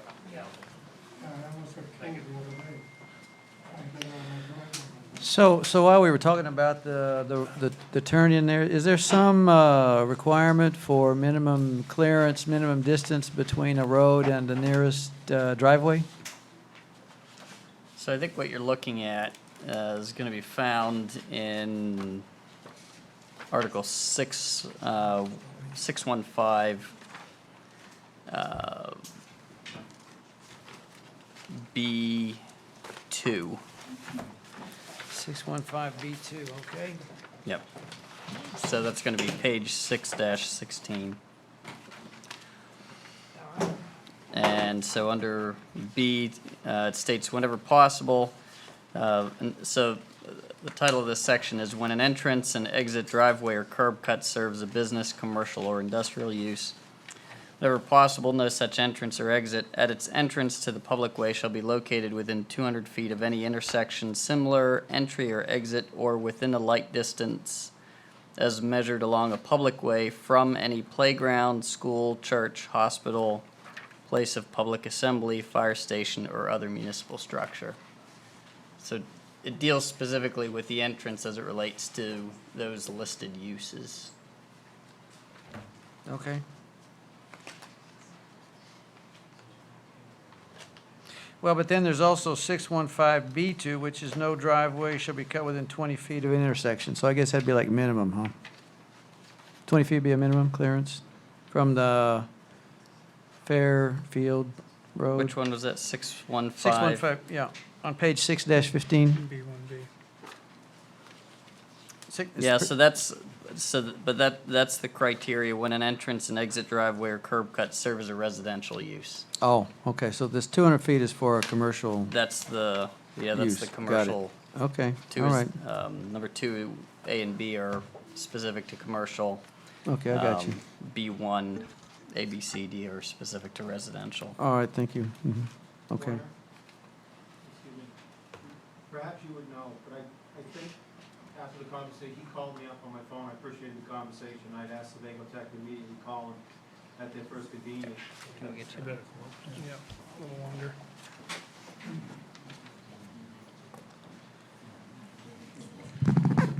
Again, the gentleman did call my cell phone, and I appreciated the call. It was a busy time, but I was happy to hear from somebody in terms of what we were trying to do to solve some problems. He'd asked if I minded moving the driveway, and I said, absolutely not. I said, where the driveway is doesn't change my function of the property. I need a place to get in there, get behind the trees, move some boats into a building, and get out of the way. I'd asked Sebago Tech that day to give them a call promptly at their first available time. I think they got back to you before the weekend, which I think I told you on the phone they probably wouldn't. I think I heard something later, and I don't know this, Warner, you might know. There was something about, I think Dan Riley from Sebago Tech had said that they're gonna want, the DOT is gonna want our driveway to line up across his for some reason for traffic flow. So in 1 minute, I'm like, yeah, let's do this, and then the next minute, everything's a compromise. It's, don't go here, don't go there, so we put something else somewhere, and then somebody's, like, I'm going in the wrong direction for somebody else, so I'm sorry, I think I told you on the phone, I don't know. I thought it had something to do with stormwater. That wasn't the case, as it came back to me afterward, it was explained that somebody in DOT, the way and I could be completely wrong, explained that was the place because of where your driveway was, not how you and I are looking at it. What about where Tucker's Lane is? Why couldn't it be there? I'll take any solution. I've not sat in any meeting anywhere, I swear to you, and said, I gotta have a driveway here. I said, guys, let's get a building up and take care of this. Overturn into my driveway? No, so guys, let's cut this off. So the action item is to find out what it would take to move the entranceway, right? And if there's a reason why not, let's get that reason. Otherwise, I'll leave that back to Steve and Dan Okay. at Sebago Tech, but That's fair. The question was asked. yeah, we don't have to solve it this minute. I'm just saying, we don't need to go back and forth on this. We went one way and then back the Yeah, other. yeah. So. So I think, Best I mean, effort. I think it's that, in my mind, that's a logical performance requirement when you're dealing with the creation of an intersection, for traffic flow, but that's not what this is. And so, that requirement doesn't make a lot of sense to me, as far as. So we don't, the But that's- truck turning radius That's is. that's a DOT call, for this particular entrance, since they Yes. assert jurisdiction over the curb cut here. Here's some nice pictures of potential turning radiuses and the traffic study and why it wasn't a problem. Just make sure those aren't corrupted by moving it, but that would sure be a slick solution. Yeah, we'll look at that, whether it's across from Tucker's Lane. We gotta look at the distance from here to our entrance, that's one thing DOT's gonna look at. It's usually desirable to line up with a driveway, whether you're putting a driveway or another driveway in. That's why we lined it up the way it is, but understanding your concerns, we'll look at moving that. We'll push back on that, yeah. okay. I do wanna, if it's appropriate, I can ask, there were some other questions people had about wells and septic and all that. Yeah, go right ahead.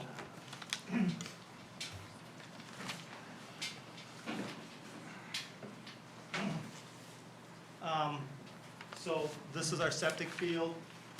We have a proposed well for that back in here. This is a 20 scale plan. So 100 feet is right here. So you're still on our property for any wells. So if you're down here, that's almost 200 feet to get across the street to where you may have a well. So I think that concern, we're well over the minimums of septic to wells. I agree with the person about the cemetery. We did have a conversation with Mr. Hunt. We were hoping to have his wife kind of, if she could recall where she saw the stones. He hasn't been able to accommodate us, which I can understand. We are meeting, we are, and hopefully Mr. Hunt and the cemetery committee are meeting there tomorrow. Oh, good. Or Friday at 1:30 to walk the property. This idea that there is an expert that would be able to help in that, is that real? Like, is there ground penetrating radar that's I don't used, know. or, you know what I'm saying? This, We'll talk to the cemetery committee. My wife was on the cemetery committee, so and I have looked at a lot of old cemeteries, but. yeah, that's right. Yeah. So I think at this point, we have, we've exhausted the, I don't know. no. I think at least, I'd like to go through in the points that I enumerated that Well, said, I was gonna close the public meeting, and then. no, I don't think we should. I think, to the point of people ask these questions, I just want to make sure that the points that I took were, that Steve took the same points, and that we're on the same page, that seemed like these were significant. You may be able to address them simply, like the wells, that's great, or move the entrance, that's great, but the first one that I thought was very important is Ms. Lovejoy, I think I got that name right, Megan, yeah, is concerned that her daughter's going to look at this out her bedroom window, and she's going to see this big building from her garden. And yet I know that the plans have been heavily modified to add new landscaping to try to prevent just that. Can we, maybe next time, address the reality of the situation, maybe with some sight lines? One of the things that we don't have, that I was thinking about, is looking at the proposed plan from the side, you know, looking at where you plan to have landscaping and so forth, to see actually what you would see. Maybe a sketch of something like that drawn to scale. And you'll either find that, yeah, you got it, or you'll be able to illustrate to the people that are going to potentially live with this that, well, my concern has been addressed. One way or the other. That would be so cool. The concern for the current condition of poor maintenance of the highway drainage, do you think that's been taken into account with your stormwater management plan? I will. Like, aren't you going to feed, isn't it all interconnected? We're not increasing we're increasing the length of the time the waters. We're not increasing the volume. The volume. Obviously, you're not going to rain more. Yeah. Well, but we'll look at it. I know our guys did look at the You're going to culverts. push snow that's going to melt from this big paved area. Is it going to come down in a deluge, whereas before it was over a longer period of time? Or That's why we have the detention areas to. Okay. That's why we have those. Anyway, I thought that was a concern that Okay. if you could explicitly address, that would be really helpful.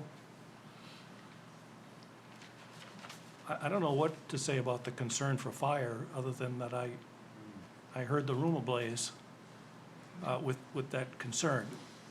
And I know I read the police, the fire chief's letter on that. Is there anything more we can do? Is there a fire suppression system in there? There is not, no. It's a metal building with He's asked for an early a, warning system, which we'll put in. He's asked for a heat, smoke, Yeah. wired system, early warning to be So put in. if that, and again, I'm mindful of the time, but if that concern could be more addressed even more, and I know you did a lot between this meeting and the previous one, given what you've heard tonight, this concern that says, hey, there's a lot of times when there's nobody in the building. There's periods of time when humans, is there going to be a caretaker who goes and walks the property every day, every week, or, you know, that says, yeah, there's a harmful situation, and There'll be security cameras in the building. but if that could, We'll be able to see. that should be spoken to.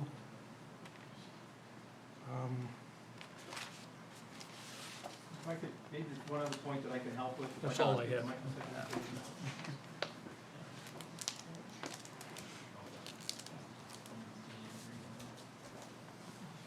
Couple of things just in practicality, I guess, and in procedure and how we deal with things.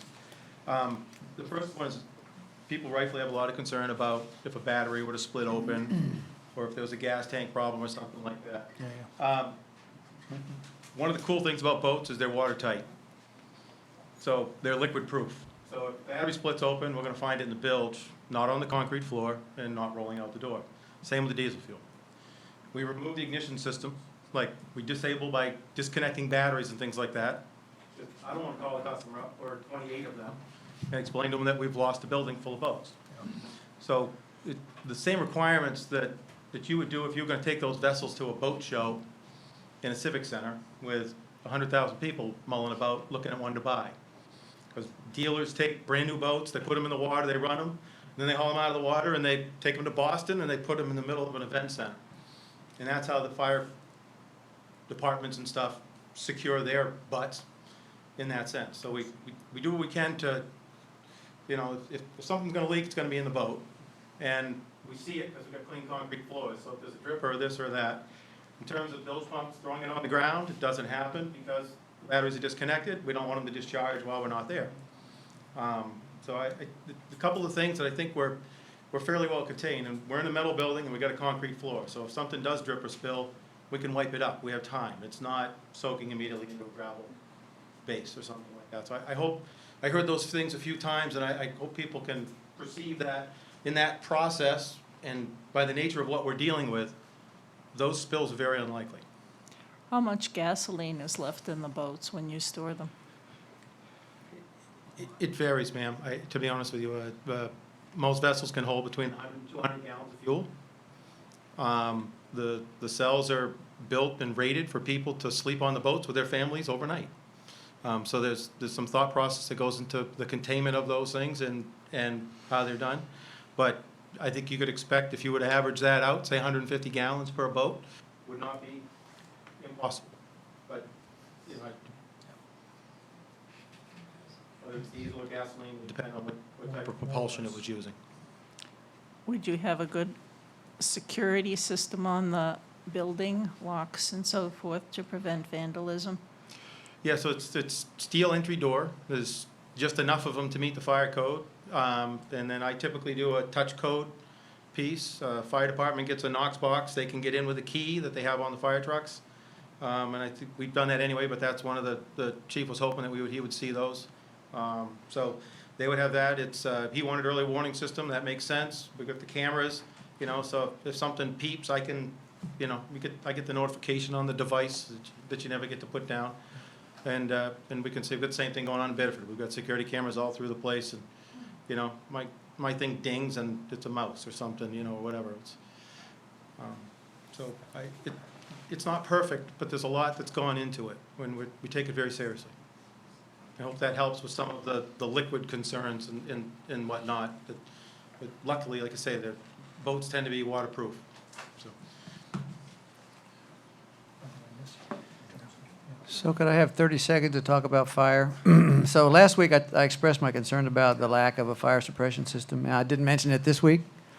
That's for two reasons. One is we got the fire chief's letter, which is great, really good. And then I looked into the OSHA requirements, and it seems like, you know, this satisfies OSHA for this type of facility.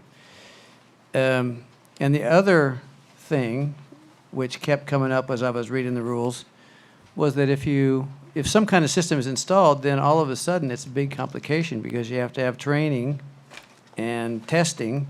And so anything you do is actually an additional complication. So I don't know how far you want to take this, but you might want to just take a look at OSHA.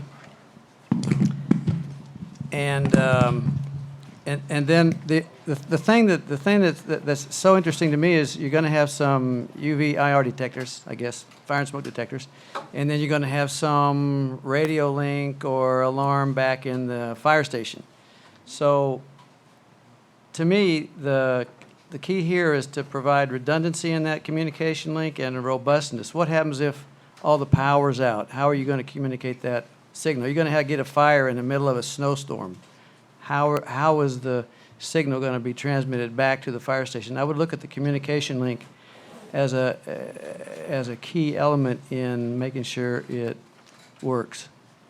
And then the other thing when I was reading OSHA, they kept talking about using halon and carbon dioxide, which in my previous life, we couldn't use those because they're both very hazardous for human beings. Okay, they exclude air, and it's an asphyxiation problem, which is why I mentioned deluge. Deluge just get wet. But again, see, if you do that, it's a complication because you have some testing, training requirements. So anyway, you might want to look into it a little more thoroughly, but the fire chief's letter seems to satisfy the requirements if you, and just double check the communication link. Okay.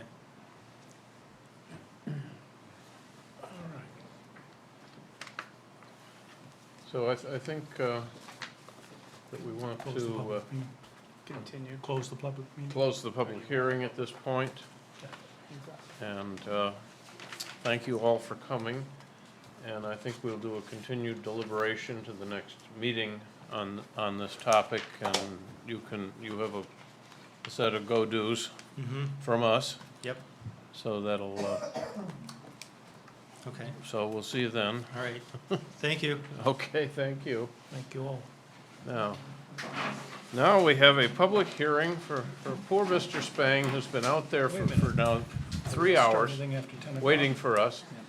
What? We're not going to start anything after 10 o'clock, I thought. Oh, okay. Anyway, that's what the rule says. I'm happy to stay, but. Is there really such a rule? I've never seen it. It's actually in your, it's in your Okay, bylaws. Tim, I have some unfortunate news for you.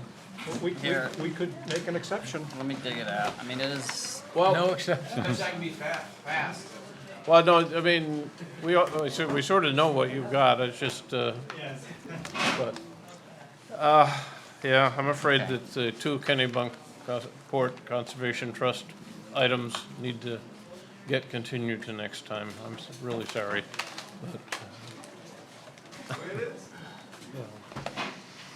So, as well as our proposed changes discussion. Well, So we What do if- need those findings of fact. Yeah, we should read the findings of fact before we adjourn, And but sign those the, Mylars. items One- 4, 5, and 6 need to get deferred to the next meeting. One question what I have, is there any chance that if we get the vote, that the finding of facts can be done at the next meeting? Or you? Sure.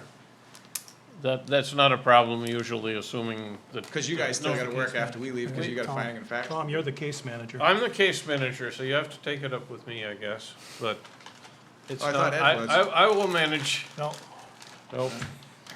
I will have them prepared based on my assumption There he is. that we won't hear much in the public hearing. And Okay. hopefully. I can figure See you in out 2 the weeks. definition of a structure. You can ask, was there anyone here that was going to speak at the public hearing? Yeah, that's true. Was there anybody here that was going to speak at the public hearing on the? Speak against it.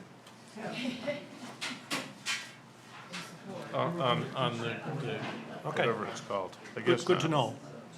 Yeah. That'd be helpful. Well, Sorry, we had some very in-depth conversations tonight, so I apologize, we went a little late. Yeah, it's a rarity that we get 2, big. So the discussion next guys. meeting will be 2 weeks from And we'll be today. first on the agenda? Does it work that way? I'm just curious. No, we could do We that, could I do don't, that. yeah, and perhaps we should. I think We we probably should. put the 2 trust things first, because, I think- Because I it'll think be folks have to Log stay Cabin around Road for all again. of this. Yeah, I think That'd be that's a great. fair So we'll do the request. two trust things, then we'll continue with the other stuff. Okay. Yep. Thanks, guys. Sorry, Yeah. guys. Sorry again. Larry gets to read a finding of facts, and Okay. then we're going to have fun writing on Mylar. Okay. So this is, shall I start now? Go, right, yes. So they're all clear now? Okay. We're reading a finding of facts now, please. This is the finding of facts for a minor revision to a subdivision application for Wallace Woods, 45 North Street, Kennebunkport, Maine, 04046. And the finding of facts is to formalize 3 snow dump easements on specific lots and to show transfer of land to a transferee abutter, Adam and Karen Burnett. So following a review pursuant to the Kennebunkport subdivision regulations and land use ordinance held on July 24, 2019, and a public hearing held on August 7th, 2019, the Kennebunkport Planning Board makes the following finding of fact and conclusion and renders the following decisions subject to the conditions enumerated below. First, the finding of facts are as follows. First, the applicant owner is Porter Holdings, Inc., hereinafter the applicant with a mailing address of 34 Raider Drive, Stratham, New Hampshire, 03385. The applicant property has a street address of 45 North Street, Kennebunkport, Maine, 04046. The applicant property is identified as map 9, block 3, lot 1B on the municipal tax assessor's map. The transferee abutter Burnett, hereinafter the transferee property is identified as map 9, block 3, lot 1 on the municipal tax assessor's maps. Both the applicant property and transferee property are located in the village residential zone. The applicant has demonstrated a legal interest in the property by providing a copy of a trustee deed recorded in the York County Registry of Deeds, books 17092, pages 803 to 809. The transferee has a legal interest in the abutter property as recorded in the York County Registry of Deeds, book 16506, pages 193 to 195. Applicant authorized Sebago Techniques of South Portland, Maine to prepare the application and act as their agent in this matter. In a letter dated 18th of July 2019, the transferee authorized Sebago Techniques of South Portland, Maine to prepare the application and act as their agent for this matter.